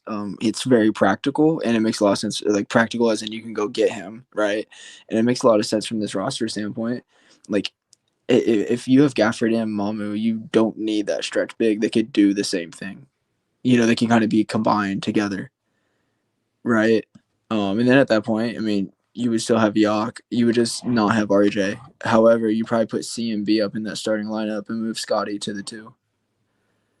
I mean, that's my viewpoint of it. Like, I don't think you have to choose a stretch big and Mamu. I think Mamu can do a lot for you. I mean, if CMB at the 4 can give you 35% from 3, you're fine.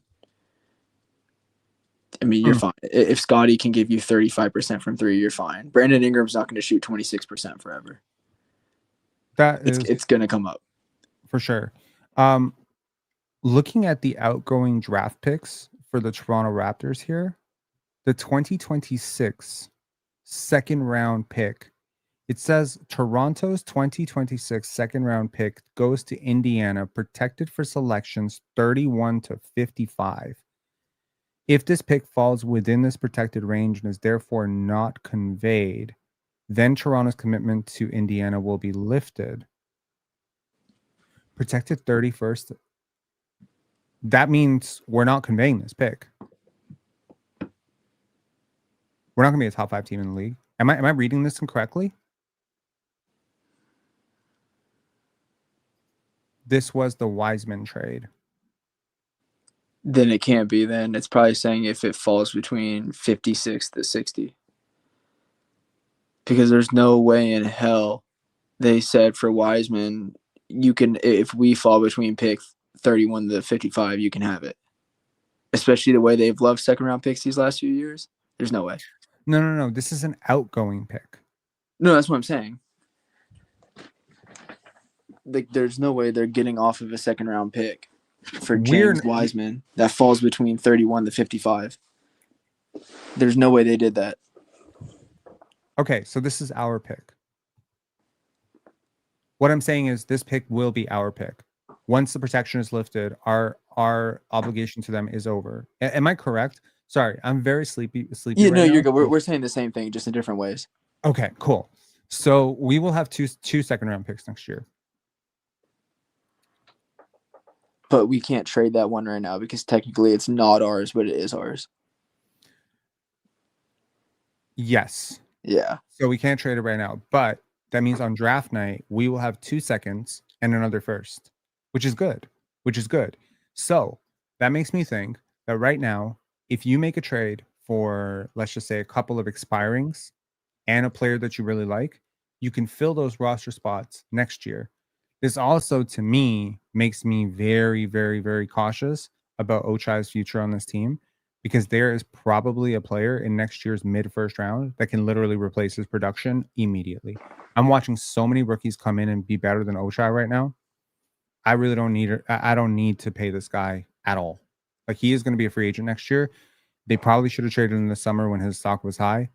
I really don't buy his game being like all that hype. I've been kind of trying to put him in trade packages since last offseason. So Thank God they didn't extend him. Thank God they didn't extend him. I was the dumbass that said I'd give him 30 over 3 years. I remember that very clearly. Thank God. I was wrong. I appreciate that I was wrong. Hey man, you might get him for the minimum at this rate. Like, if he shoots, I don't know if I want him for the minimum. No, I mean, you tell me. He's still a good dude, still a good athlete. No, still he a good is. But protector, you still tell a me, reasonable. Chucky Hepburn for the minimum or Ochai Agbai for the minimum? Who are you taking? I actually have a lot more faith in Chucky's game, and that sounds really strange because Chucky just went undrafted. But I think people really need to realize, like, the gap between making the league and not making the league. Like right now, Neoklas Abdallas, watching him, seeing him, like, if that guy falls into the middle of the first round, not saying like he won't be a lottery pick, but if he fell to the middle of the first round, I'd rather roll my dice on someone that talented who has creation ability, even if he's not nearly the defender or athlete right now that Ochai is. There's a pretty good draft coming up, guys. Like, we have 3 draft picks in a good draft. 2 of those seconds are going to be top 45, I'm assuming. I mean, the Lakers might be great this year. For all I know, this pick might fall into the 50s. But, like, given how deep drafts are getting, there's a perfect possibility to get actual value up until 50. Easily. Right? I mean, Sion James. There's so many guys. Or you could always package them together and send them off for maybe a higher one, even if it's like 3 to 4 picks higher. There might be a player there that you like a little bit better, Coburner.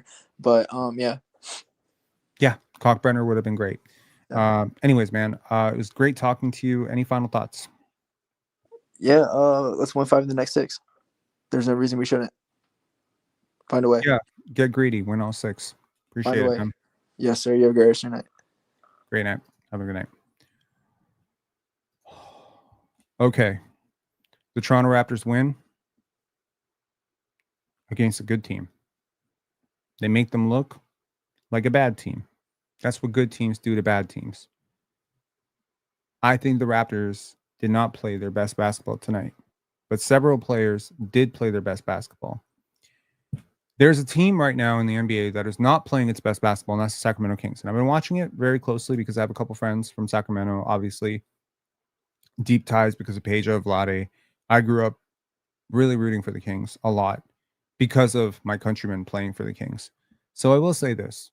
I caught Doug Christie's presser yesterday, and he said that when it comes to winning basketball in the NBA level, it starts with the individual, always. The individual pride, where a man must look in the mirror and say, this is what matters to me. Once the individuals address that, which matters, defense matters, scrapping matters, playing selfless basketball matters. Now, once the individuals have done that and committed themselves to that personally, I, DeMar DeRozan, commit myself to diving for loose balls. I, Domantas Sabonis, commit myself to rotating and helping and calling out screens. Once you commit to that, now you can do it as a team. The Raptors are in the same boat. This team comes out in consistent effort all the time. This is not the team that played. This is not the team that showed up against Milwaukee in that first game. This is not the team that showed up against Dallas. This is not the team that showed up in Philadelphia. I mean, to some extent. And this is definitely not the team that we saw in Brooklyn. This is not a team that can get comfortable playing down to the schedule or playing down to their competition. Excellence is a habit. Excellence, like anything else, is a habit. It defines your identity. I think that right now the Toronto Raptors have a chance to reimagine who they think they are. Right now, they're a team that thinks they can make the playoffs. Might a couple of more wins against some teams that you're not supposed to beat, might we start hearing about the second round? Might this team internally start thinking about Eastern Conference Finals? Might this team knock off the Knicks, the Magic, and the Sixers in a back-to-back-to-back string and say, yo, BI, yo, Scottie, yo, RJ, yo, Yak, we're pretty good players. What's stopping us from going all the way? Now, wanting to go all the way doesn't get you all the way, but it's a really important step to getting there someday. One of the youngest teams in the league. If a team this young can start aiming at second round, third round, fourth round, then the playoffs will become the base minimum. Once that expectation changes in Toronto that the Raptors are a playoff team, this team will start to think of themselves as a playoff team. They will conduct themselves as a playoff team. And I promise you that this is true. How you define yourself is your whole life.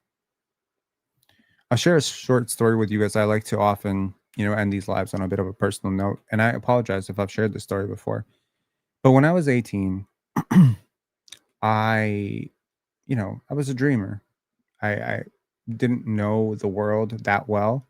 I had traveled a lot because my family had been generous enough to support my travels, but I didn't have like a real wisdom about me. I was pretty smart. I was ambitious, but I don't really know what I didn't know at that point.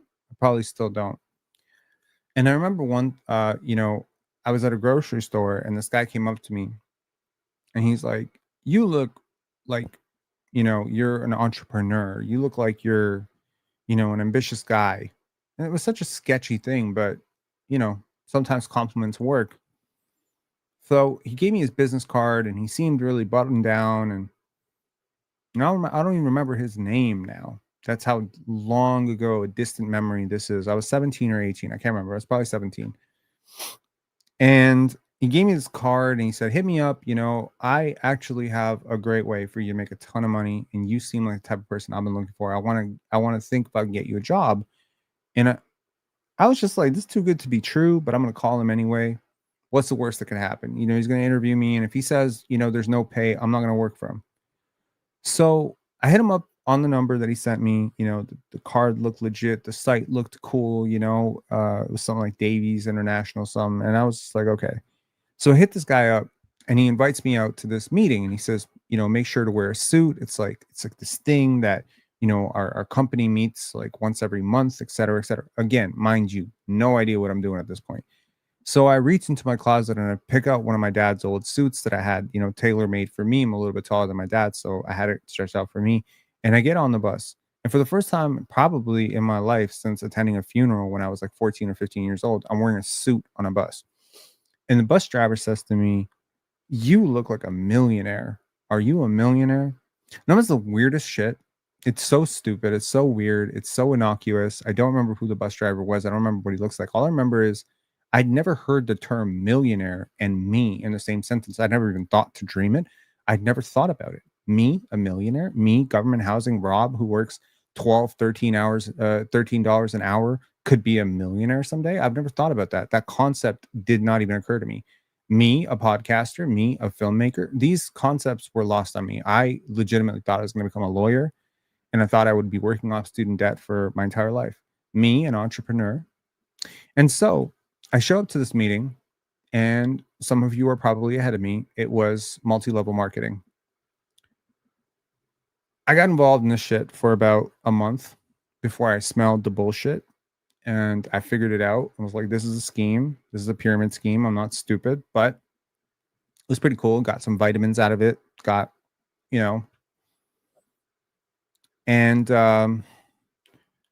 ironically, the guy who got so sick and tired of me not recruiting anybody I'm going to share something with y'all. He got so sick and tired of me not recruiting anybody. And I was so mad internally that I got duped into like paying $300, $350 into this. Hove saying Scottie plus a first for Giannis. I'm going to put you in a timeout. That timeout should give you enough time to go take a cold shower and shake your head around a little bit. So anyways, so I showed up to this thing and I wasn't into it anymore. I paid the money initially. It was hard-earned money, bro. Like when I was 17, I was scrapping for every $50, $60. So to put $300 in this, I felt so duped and I felt betrayed. But then he offered me this thing because he noticed that I wasn't signing anybody up. And he's like, if you can get me 10 leads, 10 people that I can, hit up via email, call, whatever, I will happily give you a pair of Raptor tickets for Valentine's Day. I had a girlfriend at the time, needed a gift for Valentine's Day. 2 Raptor tickets at the time were worth like, and how close they were, bro, that was worth like $340. That was my way out. I was like, oh, so you cost me $340. I'm gonna get my $340 back, and I'm not gonna have to get my girlfriend a Valentine's Day gift. This how I'm getting out of this. So set up a whole bunch of fake people for him to call. The deal was 10. Didn't say it had to be real fucking people. He'd just be calling them and calling them and calling them. Dumbass. Anyways, I got the Raptor tickets. I don't know if he's a fan of this channel, but if you are, my bad. You fucked me over. So I got my $300 back.